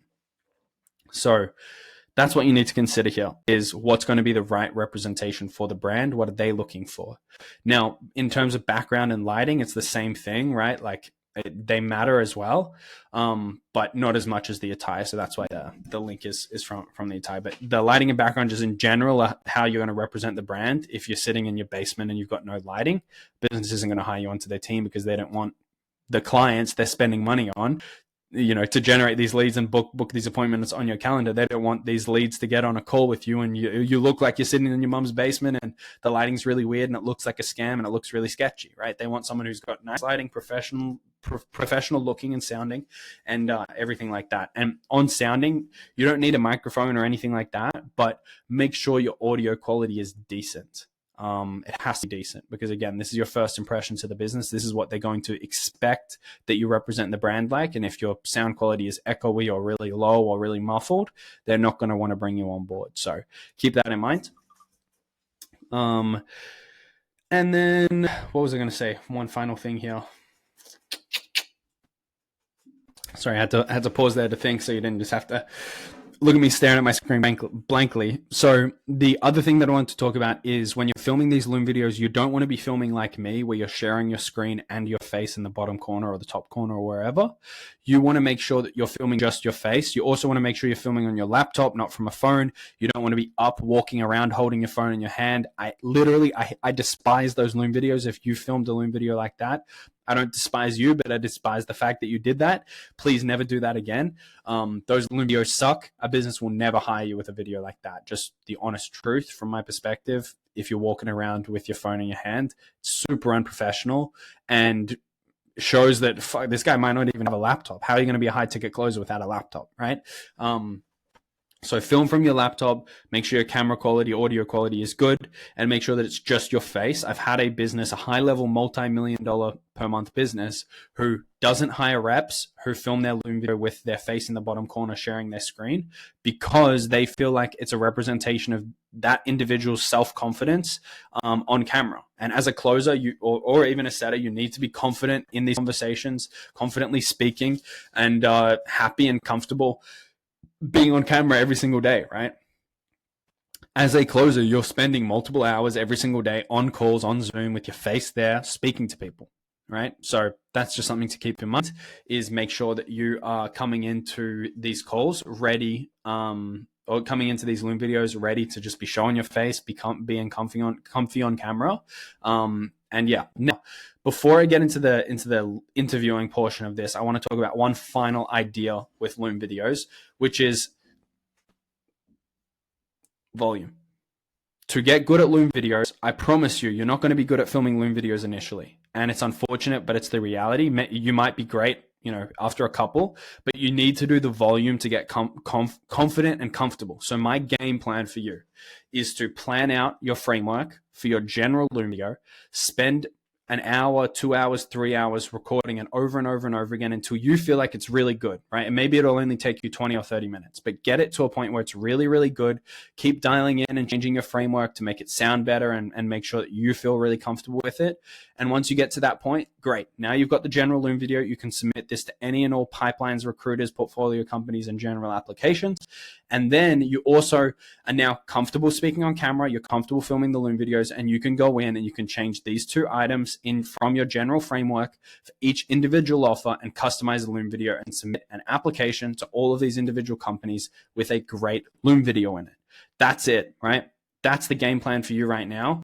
It might take a little while to get comfortable and get used to it, but once you do, that's the moneymaker. Making great Loom videos is a moneymaker. So that's your game plan moving forwards. Now, I'm going to talk about interviews here. This is a big part of this.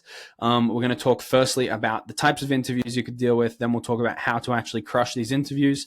And then we'll talk finally about one of these types of interviews in a little bit more detail, which is going to be mock call interviews. So first things first, what are the different types of interviews you can run into here in this space? We've got group interviews, one-on-one interviews, and mock call interviews. Now, every business's hiring process is going to be different. Some companies will do group interviews, some won't. Some companies will do mock call interviews, some won't. But usually or not usually, but the recommended process that I tell people to follow is group interview first, then a one-on-one / mock call interview second, and then make your hires. So some businesses won't do group interviews at all. Some will. Most businesses at some point in their hiring process will do a one-on-one interview. Very, very rarely are you going to do a group interview and then get hired straight away and not do a one-on-one interview. I've seen some companies do it, but it's very rare. And a lot of companies will combine these two or not do the mock call interview at all. So that's typically what you'll see, but sometimes they're all split into 3 separate rounds. It's just something to be aware of and prepare for. Is you might have some of these, you might not. But first we'll talk about group interviews. So what is a group interview? Basically exactly what it sounds like. It's an interview with a group of people, typically 4 to 8 people. Some companies do them with a lot of people, like 20, 30, 40, 50 people on one group interview. I don't recommend businesses do that because you just don't really get a good feel for who people are and who's a good fit and not in that kind of group interview. But some businesses do it, so be prepared for it. What I would say in general, just in interviewing, the number one thing to keep in mind is like prepare for the unexpected. Prepare for stuff you're not prepared for because you're going to be thrown curveballs. And if you're not prepared for crazy stuff to be thrown at you, when it is, because it inevitably will be, you're going to crumble and you're going to miss out on an opportunity. So just be aware of that. Group interviews. So typically 4 to 8 people. There's 2 different types of questions that can be asked. There's going to be round robin / free for all questions. There's going to be individual questions. Those are the 2 types of questions that are asked here. The format of group interviews, again, expect the unexpected, can be any combination of these 2 types of questions. It really just depends, and I won't go too far into detail on what that looks like because there's just too many variables. But usually what I recommend businesses do is they come in, they ask 2 to 4 round robin questions / free for all questions, which means I ask a question, everyone on the interview answers it. Sometimes it's in a free for all manner where it's just I ask it and you can go, right? If that's the case, if it is free for all, I highly recommend that you're in the first 3 people, right, that answer the question, because once you get past the first kind of half of candidates, the interview, I can guarantee you, is thinking about the next question, thinking about whose answers they liked already, and is not as focused on what those people in the back end of the answer are at, or in the back end of the group of people answering the question are actually saying. So to give yourself the best opportunity to land the role, you want to make sure that you are that you are in the front end, ideally the first 1 or 2, first 2 or 3. That's where you want to be. So keep that in mind.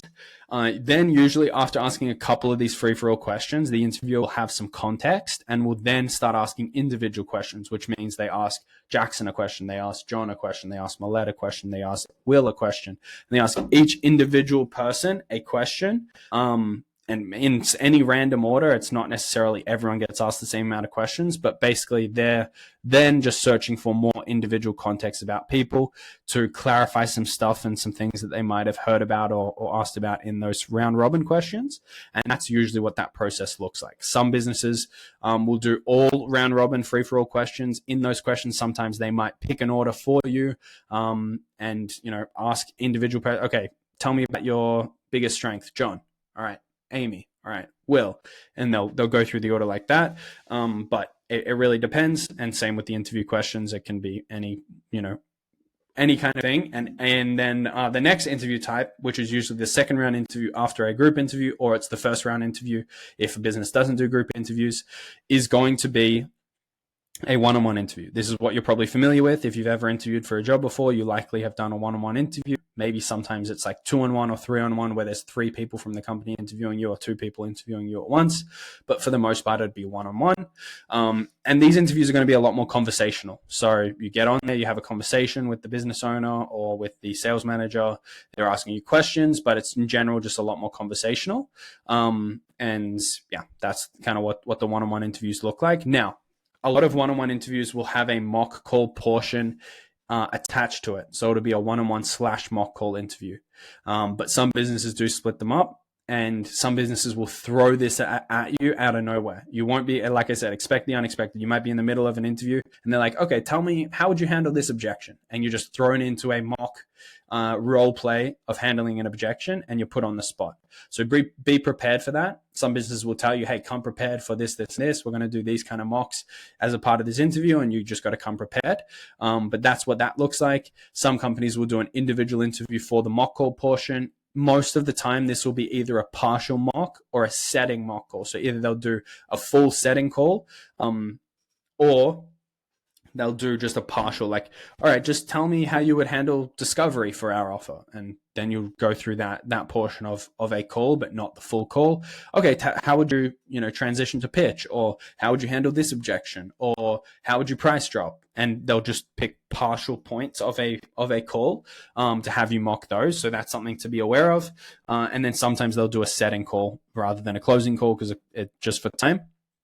It doesn't really make sense to do any kind of like full closing mock call. If they want that, they'll usually just ask you for a recording. And we spoke about that earlier on in the follow-up process in providing recordings. So yeah, that's what that looks like. Those are the different interview types.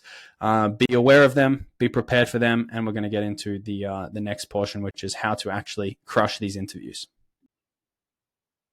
Okay. Sorry. So I needed to stand up, and also I had to take a call. So I had to pause my recording mid-recording, but we're back like an hour and a half in to go over how to crush interviews. So there's 5 things here that I'm going to cover that relate to crushing these interviews and the things you need to keep in mind when you're interviewing. So that is going to be preparation, unique answers, actually answering the question, concise answers, and then self-awareness and emotional intelligence. So we're going to dive in here. We're going to start with preparation and doing the thinking first. So obviously we've already spoken about the research side of preparation, which is important in both applications and interviewing. So I won't dive into that again. But what I will talk about is doing the thinking first. Now this might sound a little bit weird or a little bit different, but what I mean by do the thinking first is instead of getting on an interview, getting asked a question, thinking about what you're going to answer and how you're going to answer, you want to do that thinking before the interview, before you've ever been even asked the question. Because what happens then after you do the thinking first is you come into the interview and you get asked a question and you know what you're going to say, and start answering it straight away.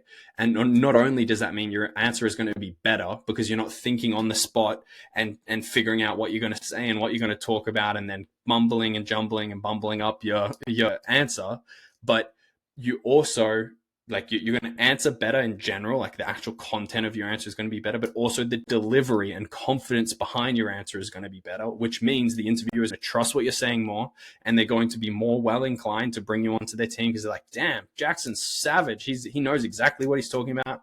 He's getting after it, right? That's how they're going to think. So the way that you can do this is in the description below. I've got a link to a document. I know there's a lot of links in the description, but they're all valuable in some capacity. I've got a link to a document below. If you go to that document and you read through it, there's about 45 interview questions there. It's basically any question that you can possibly be asked. You might be asked a different variation of one of the questions or in a different way, in different tense or capacity, but regardless, you're going to be asked only those questions pretty much. And if you're ever asked a question that's not on that, drop a comment below. Tell me what the question is. I'll add it to the document. But that document's going to have everything, right? It's going to literally have every question you could possibly be asked. And if you take an hour or two now and read through the full document, read every question, spend 2 or 3 minutes per question thinking about how you would answer it, then when the interview comes, you've already done the thinking and all it comes down to is doing the talking. And that's what you want. You don't want to have to be thinking mid-interview. You want to have already thought about exactly how you're going to answer, what you're going to talk about, what examples you're going to use for your answer. And then you crush these answers and you crush these questions in the interview. That's what you want. That's ideal. So that's what I mean by do the thinking first. I'm giving you all of the resources to do it. All it takes now is taking a little bit of time to think. You can write them down. I'm not telling you to script the answers. Don't script them, but just do the thinking. You can write a framework for what you want to talk about, the examples you want to use and things like that. But that's what I mean by do the preparation first, and that's how do the thinking first, and that's how you can come in super prepared for any answer. Now, next one here is going to be unique answers. So kind of ties in here to doing the thinking first, but there's two kind of pieces to this that I recommend to be unique. First is do the thinking first so that you're not just falling in line with everyone else. What tends to happen in interviews is we either try to answer how we think that the interview wants to hear, which isn't ideal. You want to answer truthfully, right? Pretend ain't your friend. You want to answer truthfully to who you are, and you don't want to fall in line with what other people are saying, right? Because everyone's trying to answer how they think the business is going to want, and they're answering fake, like BS kind of answers. Oh yeah, my biggest weakness is I work too hard, blah, blah, blah. Go fuck yourself if that's your answer to that question, first and foremost. But anyway, the biggest issue of falling in line is in group interviews, or the biggest instance of this is group interviews. What tends to happen is 1, 2, or 3 people will say an answer, and then everyone following those people will say a similar variation of the answer because they don't want to seem like the odd one out, the weird guy who answered incorrectly, when in reality, a business isn't looking for any particular answer for the most part with any question they're asking. They're just looking for people who are genuine, self-aware, are going to demonstrate those skills and those traits in the interview. So you want to make sure that you don't fall in line with what everyone else is saying, what everyone else is doing. Just be truthful and unique to yourself, right? The only way, like I said it earlier, the only way you land a role is if you stand out, and you're not going to stand out by falling in line. So don't fall in line. Don't get in the bad habit of just saying what everyone else is saying and doing what everyone else is doing, okay? The best way and easiest way to do this, even if your answer is very similar to what everyone else says, what you can do instead of just answering the same way as everyone else is you can say a similar thing and then you can tie an example to it. Not only will this help you stand out in general, and what I mean by that is, like, if you talk about how you're a super hard worker, don't just say that. Talk about your past, athletic career and how you were super competitive and always driven, or talk about how in your last job you never took a day off, you never took a sick day, whatever. Talk about an example, not just general example, but a specific example. Oh yeah, absolutely, I'm super hardworking, I never take a day off. For example, I got super sick, I had COVID really bad. Luckily, I was able to work remotely, and so blah blah blah. I did this and I did that, and I was able to work, and I pushed through it, and I took 7 meetings and closed 8K in deals or whatever it is, right? Even with that sickness, blah, blah, blah. Use a specific example, not just a general one, but a specific example. What this does is, first, it makes you stand out. But second, it provides almost like social proof to the answers that you're giving. So instead of just being the same as everyone else and saying and telling them how great of a sales rep you are and how good you are and how you do this and you do that and you've done this in the past and whatever, you're proving it. They don't know if your example and in your answer is truthful or not. So, you could lie, but just the fact that you have a story and an example to talk about instantly makes your answer more real, almost. Our business owners are going to view it as more real and more honest. And that's going to be like a prospect seeing testimonial is going to be like, oh, this is true. Like, this is really the results they get for people. Here's John talking about it. John could just be the business owner's friend saying how great John is at teaching people sales. And, he's never actually closed a deal in his life, right? But just because you're seeing that, the proof behind it makes it feel more real and feel more attainable. And therefore, you doing the same thing by providing examples in your answers to interview questions is going to do the same thing, make them seem more realistic, more truthful, and more honest, and therefore you're going to land more roles. So that's what I mean by unique answers and using examples for them. Next, actually answering the question. So what I mean by this is you want to really try to avoid getting mixed up, getting lost in the source of answering questions. What tends to happen to a lot of people is you'll be asked a question that'll be like a 2 or 3-parter, right? It'll be, tell me about your biggest strength and also your biggest weakness, and an example of when you showed both of them, right? And then what's going to happen most of the time there is maybe you'll talk about your biggest strength and when you've shown it, and then maybe you'll just talk about your biggest weakness and you won't talk about when you show that. Or maybe you'll just talk about your biggest strength and your biggest weakness, but you won't talk about when you show either of them. Or you'll just talk about when you show them both, but you won't actually cover what they actually are, or something like that. You're going to miss pieces of it. So you want to avoid that entirely, obviously, but the best way to do that, so that's what I'm talking about, like multi-part questions, and that's where the preparation is going to come into play. And doing the thinking first is going to come into play. But the second thing is repeating the question back. A very simple technique, but you get asked a question. Tell me about a time in your life where you've had a really difficult leader and what you did to overcome it and still, perform your absolute best on a team, regardless of having a poor leader. Right? Absolutely. So it's a great question. A time when I had a really poor leader and how I kind of managed to still perform with them. I'd say it would be, and then getting to your answer, right? Repeat it back exactly to them verbatim, so that even if you repeat it back to them and it's not perfect, they're not going to care because you almost told them what the question is, right? This is the question now, and I'm going to answer this. And as long as you answer what you repeated back to them, they're going to be like, great answer. He was listening. He was on point.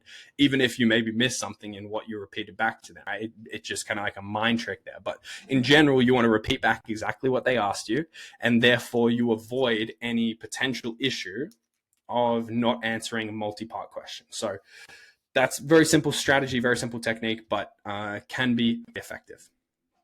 Next up here, concise answers.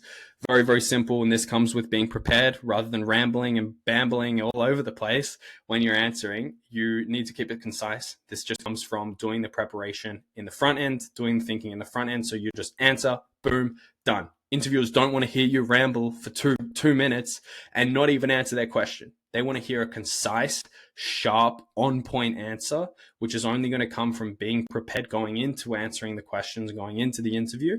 And then you're going to have concise answers that show that you're an absolute savage and a killer. So that's what you want there. Keep that in mind. Keep your answers concise. Very simple point. Now, self-awareness and emotional intelligence, this is a bigger point that I'm going to get into here, but this is one of the biggest things that business owners in general want when they make any kind of hire, but especially a sales hire for multiple reasons, right? There's 3 things that I've kind of outlined here that having self-awareness and emotional intelligence shows, and these are the reasons that business owners want to bring people on who have these traits, right? First, it shows coachability. If you are emotionally intelligent and you're self-aware, you're going to know that you are not perfect and you need coaching and you need to improve, and you're going to be open to that. You're not going to have an ego around it, and therefore you're going to be coachable. Business owners need coachable people on their team. They don't want people that, that aren't open to feedback and have a super big ego. They never want someone like that on their team. So keep that in mind. Coachability is super important, and that's something that is demonstrated by showing that you have self-awareness and emotional intelligence. Self-awareness and emotional intelligence are also, I don't have this here, but are also just a key especially emotional intelligence, are just a key part of being a sales rep. Like if you're not emotionally intelligent, you can't understand someone else's pain and relate to it without experiencing it yourself. You're going to struggle a lot because you can't understand someone else's pain. How are you going to pull that pain out of them and get them to make a buying decision based on it? You're not, right? So it's an important part of sales in general. Now, what does it show, right? What is demonstrated by having self-awareness and emotional intelligence? The second thing here after coachability is that you can learn without hand-holding, right? Businesses obviously want people who are coachable, who they can give feedback to, who will improve upon it and continue to get better. But they also want sales reps who are going to do the work themselves, who are going to be self-aware enough to recognize that they have flaws, to recognize what those flaws are, and to recognize how they can go about improving upon it, whether it's investing in your own coaching and mentorship, whether it is reaching out just for help in general, right? And not having to have the sales manager come to you every time you make a mistake and tell you, hey, you did this wrong. Instead, you can come to them and say, hey, I did this wrong. I failed here. I messed up on this part of the call. Can you review it and give me some feedback? That's great. That's what they want. And also you're going to be able to go out and figure out the solutions and practice and improve upon them, right? So those are the two main things. A third thing that's kind of just a bonus is it shows that you're a good team member, right? No one wants to work with someone who is ego driven and isn't a good team member and isn't aware that other people are going to have issues and going to have problems and and doesn't care to help them with whenever they're facing those kind of issues, right? They want team members who are going to be great people to be around, who they want to be a part of their culture and environment in their organization. And so being emotionally intelligent and being self-aware is a part of being a good team member. You know, who wants to work with someone who's a dick all the time, right? No one, right? So keep that in mind. That's obviously another important reason to show this. Now, how do we show it? Two key ways to do so. First is show that you understand the avatar and their pain. This is going to show the emotional intelligence side of things for the most part, which is, I understand what the pain that these people are dealing with. I relate to it. I can understand it. I can respect it and help guide these. Sorry, I just hit the mic stand. I can help guide people through these problems. So showing that you understand the avatar and the pain that they're dealing with is a great way to show that you have that emotional intelligence and that awareness to recognize what it is. And this ties into everything, right? Showing that avatar fit comes down to this as well. So we've covered that multiple times, but just to re-outline it again. And then this is another thing that I think is really, really important. And there's one bonus that I actually didn't talk about that I should add on here, which is, let me put it down here, which is that another way that you can show this is by talking about weaknesses.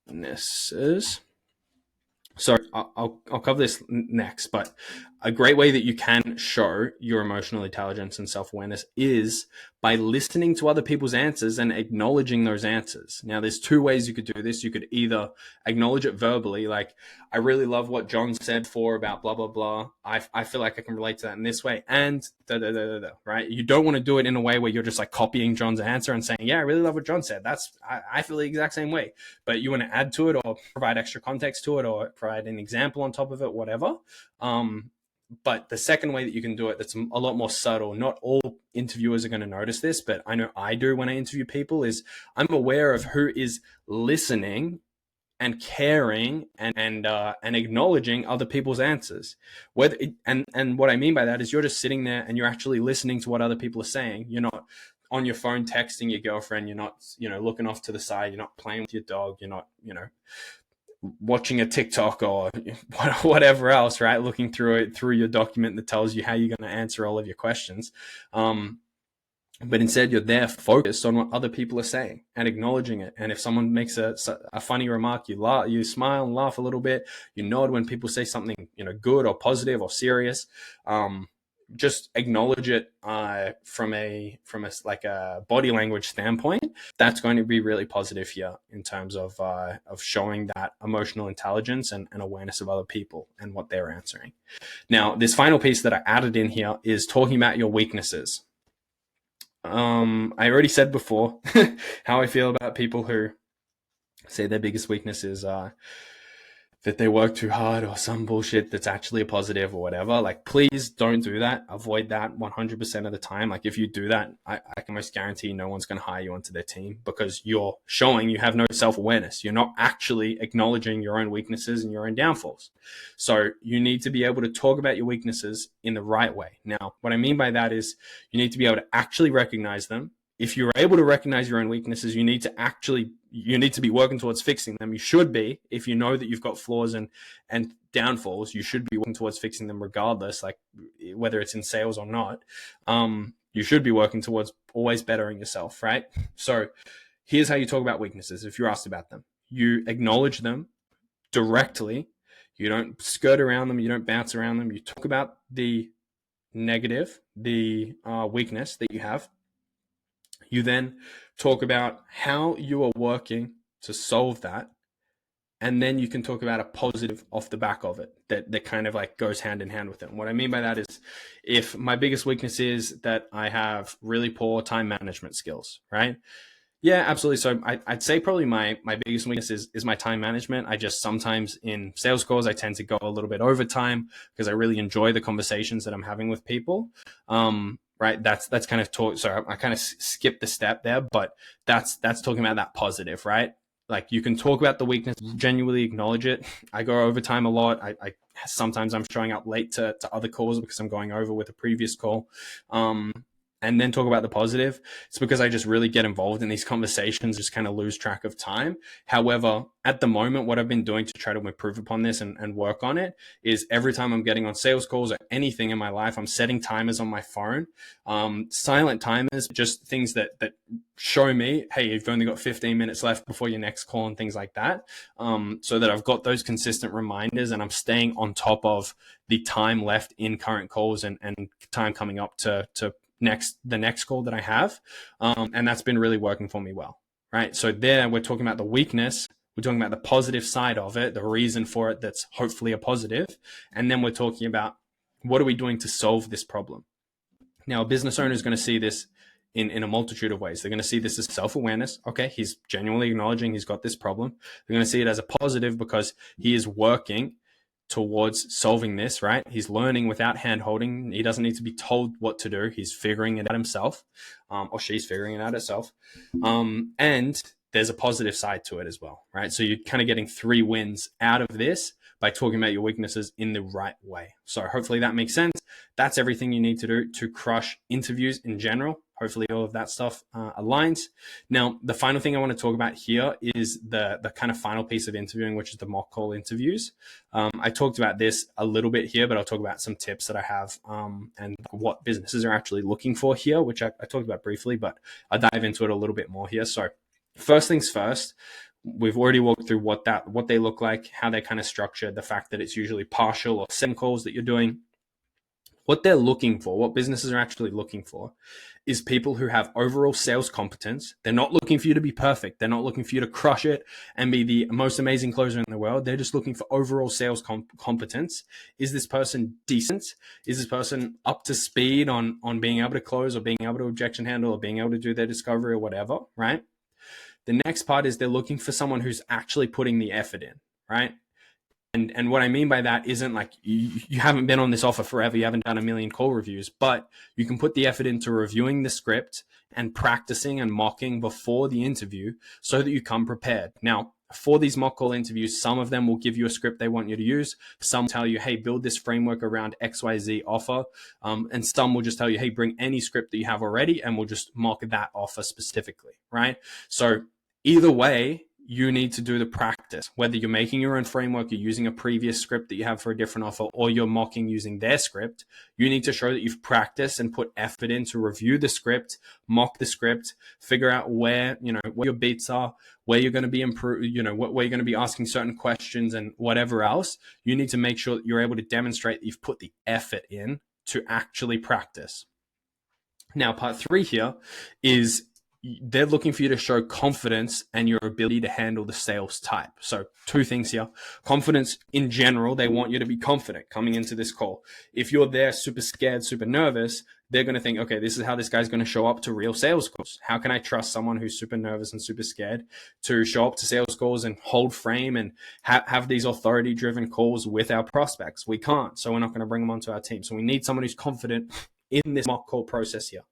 Now, the second part of this is your ability to handle the sales type. And what I mean by that is if you're interviewing with a B2B company, they're going to do a mock based on a B2B prospect, someone who's high level, who probably understands the industry better than you even do. And therefore, they need to see that you're able to hold frame with this prospect type, maintain authority over the call with this prospect type, and in this sales type, right? And if you can't do that, how can they trust you to come onto their team, right? They can't.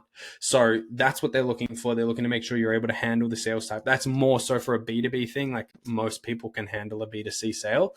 Some maybe there's a more complicated sales process or whatever, or offer type or whatever. But in general, like B2C is going to be easier than B2B because you're not dealing with high level, usually ego-driven individuals, right? So that's the mock call interviews process, and that's interviewing in general. We covered a lot of information here. Going to get into this final purple zone here before we get into our second and final hour, where we'll cover all of this information. It'll probably only take maybe 30 minutes, so we should be finishing up around 2.5 hours if you can down the clock. But hopefully you've had this in 1.5 or 2x speed, and you're getting through it a little bit quicker. But now we'll dive into the follow-up section. I'm not going to put effort in to edit out me drinking my water, so you're going to have to deal with that. But anyway, I know I've already been doing that multiple times, but I figured I'd say it here for the ones in the back who have been here for 2 hours with me. But follow up. This is honestly one of the most beneficial things you can do to increase your confidence and assurance that you've done everything possible to land the role, and also to just get the reps in general. Right. And also, like we've spoken about, and like we've spoken about before, show and demonstrate a sales skill in the landing roles process. Follow up, right? Now, I don't think I spoke about this earlier, but maybe I did. Here's the cadence that I recommend you follow with your follow-up. So you should be following up for two different times of the landing role process with a company. You should be following up right after submitting your application, and you should be following up after interviewing with the company. So both times you should be following, and both times you should be following this cadence, the 1-3-3 weekly cadence. So this is what I recommend you do. After you've submitted an application, or immediately, and this is immediately, this is within an hour, right? After you submitted your application, for 1 hour or one day, meaning same day, you need to submit a follow-up after your application has been submitted, or after you've just gotten off an interview. Both times, and I'll talk more about what the framework looks like for post-interview follow-up.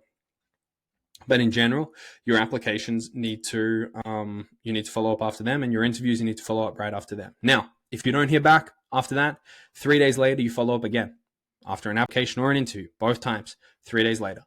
3 days after that again, you follow up once more. And now that's 1 week gone by since you initially applied, since you initially interviewed. Now from there, just weekly follow-ups is fine. You don't need to be following every few days, just once a week.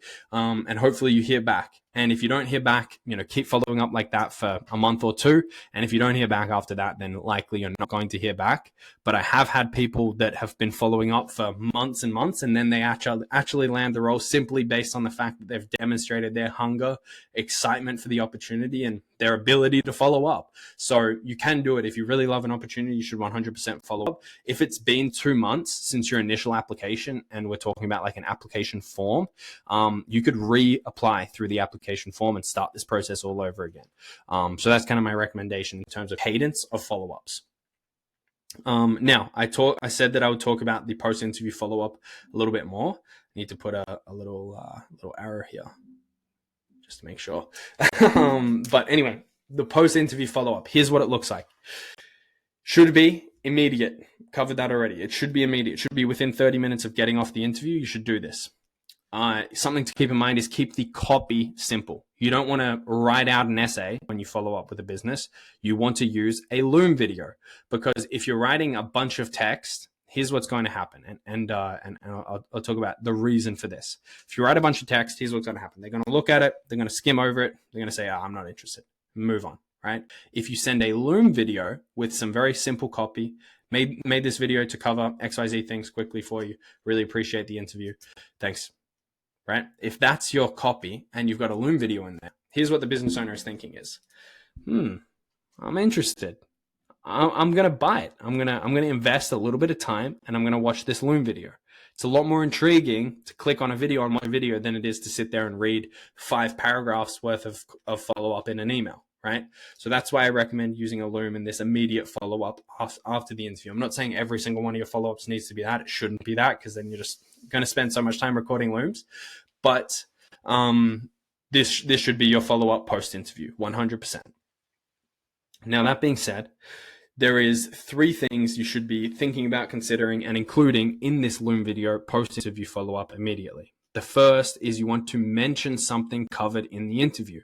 What I mean by this is if the business owner or the interviewer said, hey, our team culture is XYZ, is like this, is like that, or this closer just did this, or, our sales manager, blah, blah, blah, likes dogs, or, I was just at the UFC or whatever, right?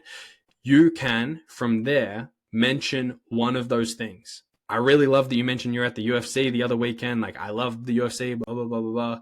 I really love that you mentioned that the team culture is, super, super driven and everyone's competitive with each other, but still backing each other to continue growing and getting better. That's the exact type of environment I thrive in.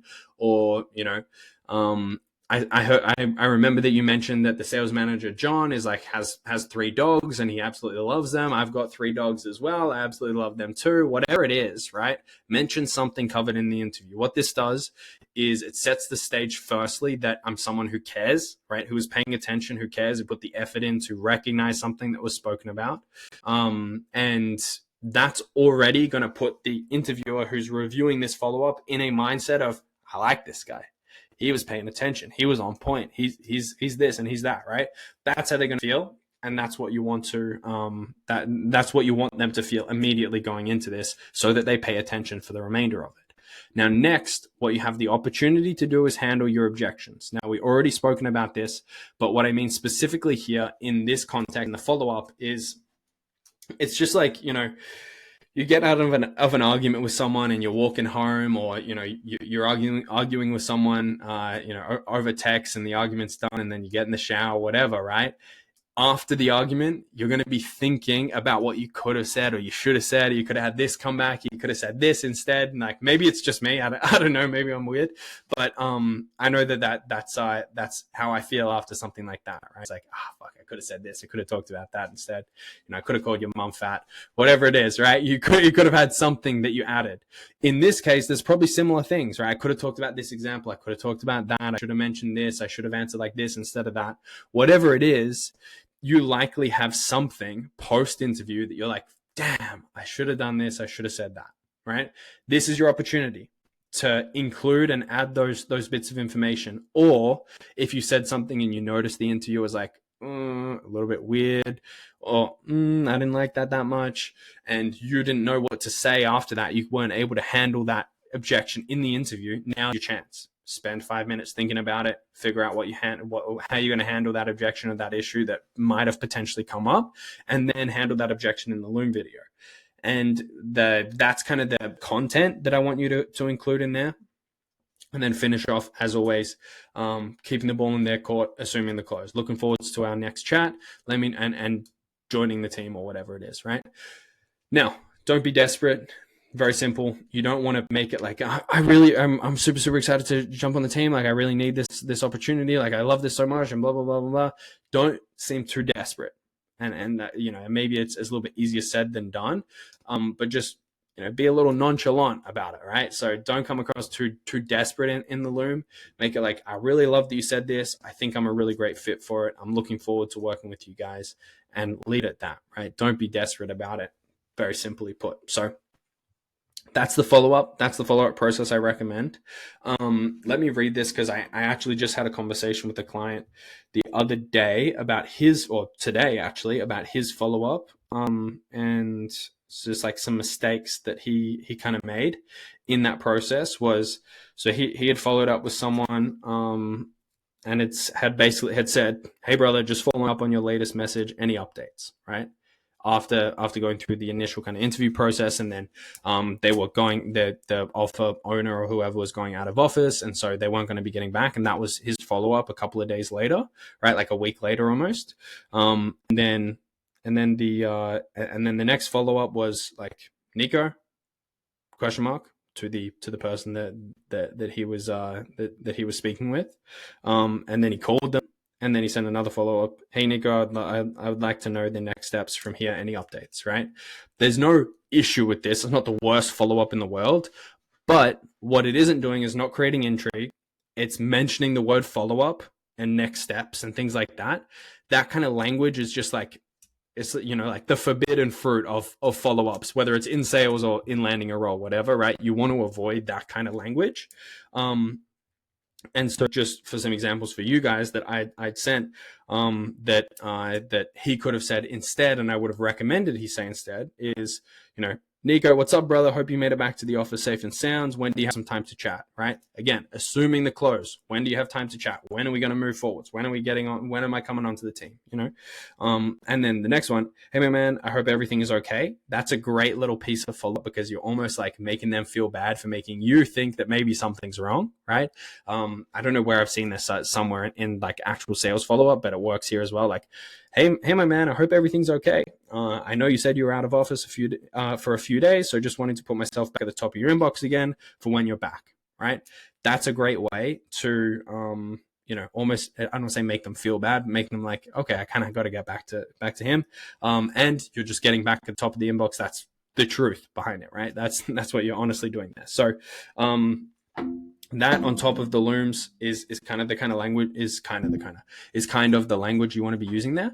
And final kind of bonus point on top of this is with your with these follow-ups, you're typically going to be sending them over email. If you're sending them by text, same thing. But what you want to do is you want the subject line, the initial line of the follow-up, to be something that stands out, right? Everyone's going to be saying Jackson Bardsley, high ticket closer, or, whatever. And you don't want it to just be RE, whatever your initial follow-up was. You want to mix it up every time. Every time you send a follow-up, different subject line, different subject line, different subject line. And you want to make it stand out, right? Instead of just Jackson Bardsley, high ticket closer for 101 ecom coaching, it should be 10K per month, ecom closer, ready to crush it for your team, or something like that, right? Or 100K per month, ecom closer, ready to drive revenue, right? Whatever it is, something like that. You notice something on their social media or something like that, like let's say, again, I'll use the UFC example because Volk just won the belt back. Like if you just saw that the business owner was just at the UFC or something like that, like there's a recruiter that I know who was just at the UFC. I had a conversation with him about it, and I know for sure if somebody had reached out to him for an application or an interview or whatever, and had said like, hey brother, saw you at the UFC, or like you could say something like that in a message. But if the subject line of your email was like, I'm trying to think of like a good one, but like a closer who would have knocked out Lopez or something like that, right? Something that just stands out and links to something from their personal life that shows you did a little bit of research and shows you went that little extra effort, can go a very long way. I just saw actually a follow-up from a guy who runs a really big recruiting business and like opportunity pipeline, who posted about someone who had done some outreach to him and said like, hey, I will name my firstborn child after you if you can get me connected with XYZ company, right? Like that is how you stand out, by saying something that no one else is going to say. So just wanted to add that little piece of information in there. But yeah, that is how we use all of this information we put together about ourselves into the application, interview, and follow-up process to land these roles. So that's everything now. At this point now, you're probably thinking, what do I do next, right? What's next? So next, there's kind of 3 steps here. And I'll probably cover this one first. There's going to be picking the right offer. In and amongst that, we're going to be making sure you maintain your network. We spoke about network in the beginning in tandem with volume. And then there's going to be the onboarding process to a new offer. So I'll start here with picking the right offer because I think that's the most kind of important thing first. Excuse me. 2 things here. We want to vet We want to vet the offer in the interview and hiring process. We want to make sure that they are the right fit for you, and they've got the processes and systems in place that will actually make it a good opportunity for you. The biggest thing here that I tell people is you want to make sure that a business owner or a sales manager is not selling you a vision. If they're just selling purely on a vision and not on the actual, by vision, obviously that means the opportunity there. But if they're selling you on the vision and not the proof of opportunity in their offer, likely there's no opportunity there. You won't make money. I can almost guarantee you. I've seen it time and time again. You're going to be able to do this, and we're going to do this marketing funnel, and we're going to bring these many leads, and we're going to do that, and we're going to do this. You're going to do a lot of things, right? What's going on? What are you doing currently? That's what you need to understand. What are the current reps making? How many leads are currently coming in? What's the current close rate? Because that information is indicative of what you're going to be able to achieve there. And I'll talk about this in more detail here, but I've got a quote on my whiteboard. Anything that has been accomplished by any other human being in the physical realm is within the field of possibility. Now, I love that quote because it shows you that if someone else can do something, you can do it too. And sure, if no one else has done something, that doesn't mean it's impossible, right? The 4-minute mile was impossible until it was done, right? The 3-hour marathon or the 2-hour marathon wasn't possible until it was done, right? There are things that haven't been done that are possible, for sure. But in this case, when your lifestyle and your life and your family and the people that you support and yourself are at stake, it's not a matter of what could be possible. It's a matter of what is possible currently. And that's the most important thing for you when it comes to picking the right offer, is making sure that it's actually possible to achieve what you want to with this company. And if not, that it is at least going to be a solid stepping stone towards what you want to achieve in the midterm, right?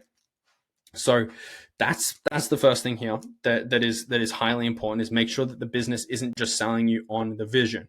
And to do that, you need to vet for a couple of things.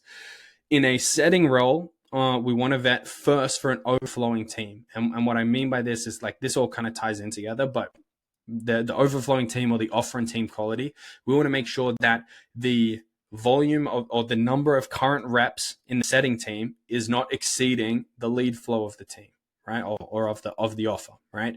If a business is bringing in 10 leads per day, right? And they have 3 setters on their team, you as a 4th setter on that team are going to have access to 2 to 3 new clients, new prospects per day.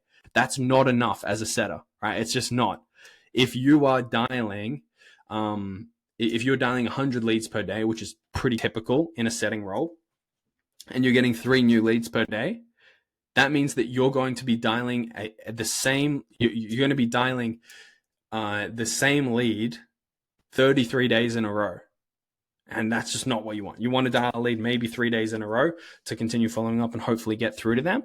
But you cannot be dialing someone 33 days in a row, right? In like that. And that's the number until you have a whole new kind of like fresh batch of leads, right? Is if you call the same leads for 33 days, then at the end of that 33 days, a whole month, over a month has gone by before you have another 100 new leads to dial. So it's just not viable. You need to make sure that the lead flow and that the lead flow is there to support the team size. So if a business currently has 2 setters on their team and they're bringing on you as a 3rd setter, there needs to be at least 100 new leads coming in per day, because at 100 new leads per day, that gives each setter, once you come in as the 3rd one, 33 new leads per day, which means you can dial 33 new leads 33 from the day before, and 33 from the day before that, and that's your 100 leads each day, which means you're dialing each lead, 3 times, back to back per day before you're bringing in new leads to dial them again, right?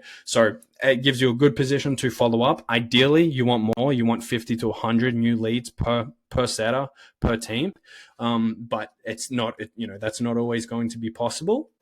And you have the opportunity to follow up, which is fine. Like, it's good to be following up with those leads, right? So that's everything now in terms of the team size and lead flow. Now, the other things you want to vet as a setter is the closer performance, right? Because you can set 100 appointments, but if current closers are doing 10%, only 10 of those appointments is going to close, right? And if you set, pretty typically, if you can set 100 appointments and only 10 of them close, and it's a 5K offer, right? And that's 50K in revenue. As a setter, you're only going to get 5% of that, which is $2,500, right? Which isn't terrible, but it's not great. Whereas if closers are closing at 30%, you're going to make $7,500, which is great, which is good. And that's what you want, right? So you want to just keep that in mind, is vet for what the closers are currently doing, because setters can be crushing it. And if closers suck, and it doesn't make sense to come onto that team. And the final thing, which is the most important, is just what are the current reps making? Not what's the OTE, what are the current reps on the team making? Because like I said, if someone else has achieved it, it's within the field of possibility. But if no one else has achieved it, it might not be. And it likely isn't yet until they change things or, whatever. Likely, you're not going to be able to come in. Even if you are the best rep in the world, if the systems, processes, lead flow, lead quality coming into a business are low, even as the best rep in the world, you're only going to be able to make so much. There's going to be a limit, and it's likely going to be not that much higher than what the current top setter is making. So keep that in mind. And if there's no setters making any money, you should come in and expect to make very, very little money to start with. There might be a good opportunity. They might sell you on a crazy vision. Just keep that in mind. If there's no setters on a team currently, you're coming in to be the first rep on the team. Be aware that it will be a long time before you make good money there. Just from my personal perspective and experience. All right. Now for closing, it's a little bit simpler in my in kind of like my recommendations. First and foremost, same thing. You want to just vet what a current closer is making. And if there's no closers, how much revenue is the business owner bringing in? And then you can expect to likely probably close a little bit less than them to start. So therefore, you're going to make less than they would be making if they were a closer in their own business, which is whatever the commission structure is around how much revenue they're driving. So keep that in mind.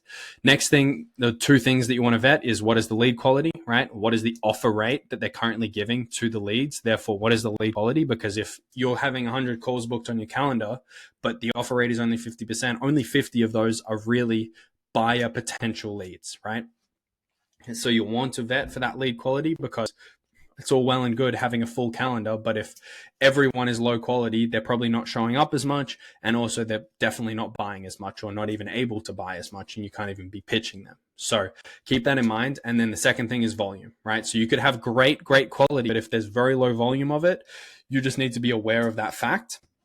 And again, a business can tell you their OTE is $25,000 a month, but that is going to be based on X amount of calls in calendar, X show rate, X lead quality, and then X closing rate. And if all of that stuff is unattainable, right? If they're telling you that the OTE is $25,000 a month, but that's based on you having 150 calls on your calendar, and in reality they're only booked 75, then that already brings down that OTE to $12,500 a month, which isn't bad. But from that point, then if they're also basing that on an 80% show rate, and their real show rate is only 40%, then that halves it again down to $6,250, right?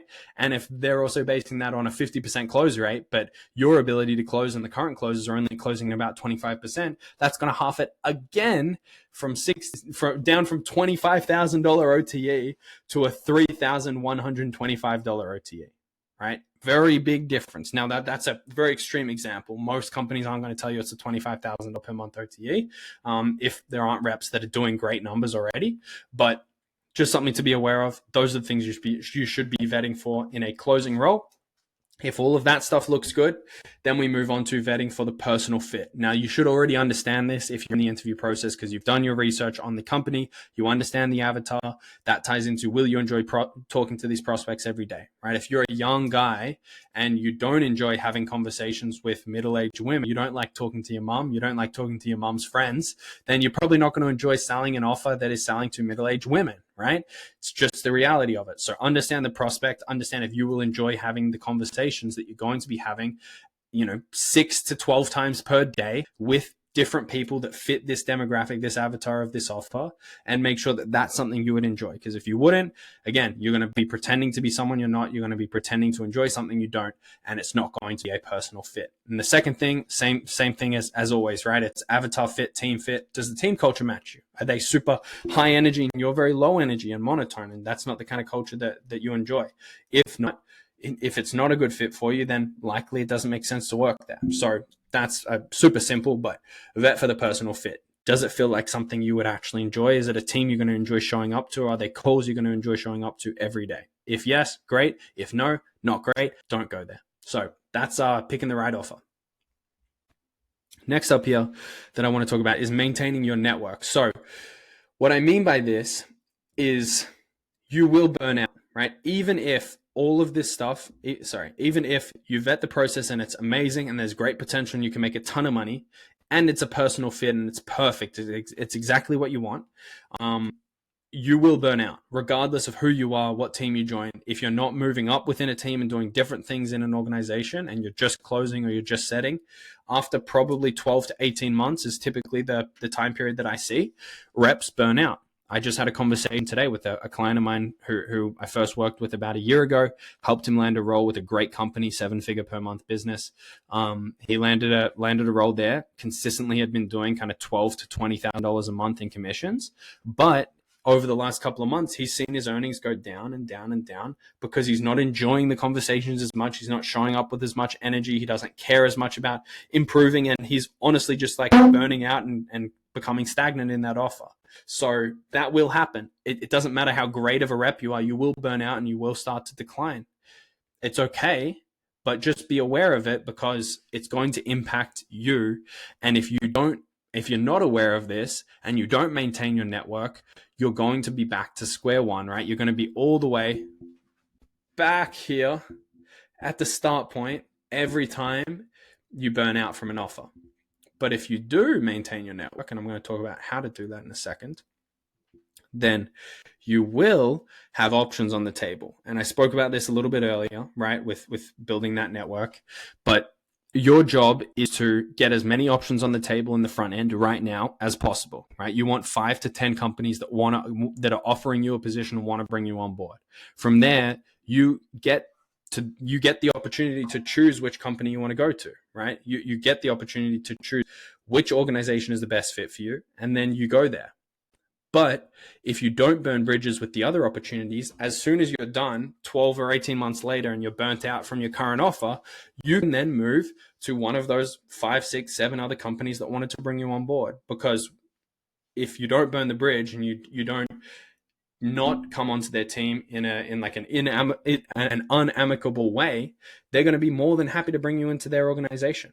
So, yeah. Now sorry, I had to send a message there, but the best way to do this is get all of the offers on the table, figure out which one's the best one, right? Determine the right fit. And then to the companies that offered you a position that you're not the right fit for, just be honest with them. Hey, I had multiple offers on the table. Yours was a top pick for me. I was really excited about the opportunity as I spoke about throughout our entire interview process. However, I do have another opportunity on the table that I am going to move forwards with right now. I just think that it's the better fit for me. And if I did come into your team with 101 ecom coaching, I would want to give my all and I would want to be fully bought in and not have any what ifs on the table. So I hope it's okay with you that I'm going to go somewhere else. I want to keep the line of communication open between us because I do 100% see our ability to work together in the future. And that's basically it, right? You just want to tell them, hey, I want to work with you guys in the future. I see that potential, but right now I have another opportunity on the table, and I want to come back to you guys in a year or two when I have more experience and I've got more numbers under my belt, and I can come in and crush it for you guys at an even higher level, right? Framing it almost as a positive for the business. Hey, I'm not going to come in now, but let me get some more experience and then I'll come over and I'll crush it for you guys, right? That way they're like, oh, awesome, I like Jackson. Like he's honest, he's upfront with us about things, and he's going to do us a benefit by going and getting more experience before he comes onto our team and we start spending money on ads for him, right? That is something a business will like. And then 12, 18 months down the line, when you do have that more experience, they would have zero reason not to bring you on. If they already gave you an offer when you had a year and a half, 2 years of less experience, why would they not give you an offer now once you've gotten more of it? Right? So it's a positive for the business. It's a positive for you. Don't burn bridges, maintain that network. And that's that. So if you do land an offer and you do accept an offer, right, you vetted it, it is the right fit for you, but it's not a perfect fit. It's not everything you've ever dreamed of. Then I would recommend still putting some feelers out. And I'm not telling you to offer hop. I'm not telling you to bounce from the next, grass is greener on the other side over and over again. All I'm saying is continue sending some applications out. If an offer comes and you're like, oh, that's perfect, I would love that, I'd crush it over there, you can still apply, test the waters, see if maybe that is a better fit for you. If you get the offer, then you get the offer and you can make the decision then, but continue putting feelers out there, continue building your network. And ideally you don't jump from one offer to another, but you open the doors for potential again to build that network and have a business that likes you and be like, hey, I did onboard to this company recently. I still applied to you guys because I thought it was a perfect fit, and I really do think it would be. But I hope you can understand I'm going to stay committed to the opportunity that I did commit to initially. And then hopefully in a couple of months' time, when I have a little bit more experience, then I can come over. It's the same framework, it's the same kind of system for not burning the bridge there and maintaining your network. So hopefully that makes sense. That's a big recommendation for me, is keep putting feelers out there throughout your entire career, because you never know what might come up. All right. The final piece of the puzzle, onboarding to a new offer. 3 pieces to this: establishing your goals with the business, consuming a ton of content, and then mocking. So we'll start off with establishing your goals with the business. What I mean by this is, if you come into an organization and your end goal for you and your life and your career in this space is not to stick in the role that you're in, you need to establish that with the business. You come in as a setter. This is mostly for setters who want to move to closing. You want to establish with the business, hey, I completely understand I need to come in as a setter right now, and that's what you're looking for, but I want you guys to know that my goal is to move to closing. I would love for it to be here internally with the team. I really believe in your vision and what you guys are doing here. So I wanted to establish that goal with you guys so you know what I'm working towards and we can work towards it together. Now, from there, what you want to do is you want to establish milestones that are a part of the goals. So if your goal is to move from setting to closing, or your goal is to move from closing to management or whatever, you need to establish the milestones that you need to hit in order to get to that point, right? Rather than just telling them your goal or not telling them your goal and just hoping for the best, you want to tell them your goal and you want to tell them, what can I do? What do I need to achieve to show you I'm ready to move to that next step? Right? In the case of moving to closing, what I would recommend doing is setting a goal in terms of either revenue that you've helped generate, number of appointments that you've set, or some other metric that's trackable, and say, if I hit this or when I hit this, I want to then be able to self-set some calls, right? So after I've generated $200,000 in cash for the business, and you know that I'm trustworthy and I'm a great rep for the team, I want to then be able to self-set every second call that I book or every third call that I book as a setter. I want to set it on my own calendar to take as a closer, right? And then the business isn't going to disagree with that, because you're not coming in full time then as a closer, you're just coming in part time. And while I do that, I want to prove to you guys that I can be a closer and I can crush it as a closer for the team without limiting the volume of booked appointments I'm setting for other closers who are already proven in the organization, because I understand they need to have their calendars be prioritized. So maybe every third call I can book on my own calendar, right? That's milestone number 2. Or that's kind of stage number 2. Now, the milestone number 2 that comes after that stage is, once I hit a certain close rate on my self-set calls that I'm closing, then I want to move to full-time closing. What does that look like? Is that a timeline with, once I have a month where I hit 25% close rate or 30% close rate, when is it? Or is it collected? When is it that I can move to full-time closing? Set that milestone. And now you've got goals you work towards to hit that end goal, and you know what it is, the business knows what it is, and there's an agreement in place around what those numbers look like. So that should be your goal. When you first come in, your goal should be to establish your goals and the milestones to achieve those goals within the business. So hopefully that makes sense. Now, the next thing that you need to be focused on is consuming content. So the first most important part of this is positive call recordings. Not all call recordings, not negative call recordings, just close deals or set appointments. If you're set appointments. If you're a closer, close deals, so that you can see how are things done right. What does it look like when we close a deal? What does a qualified prospect look like? How does that call go?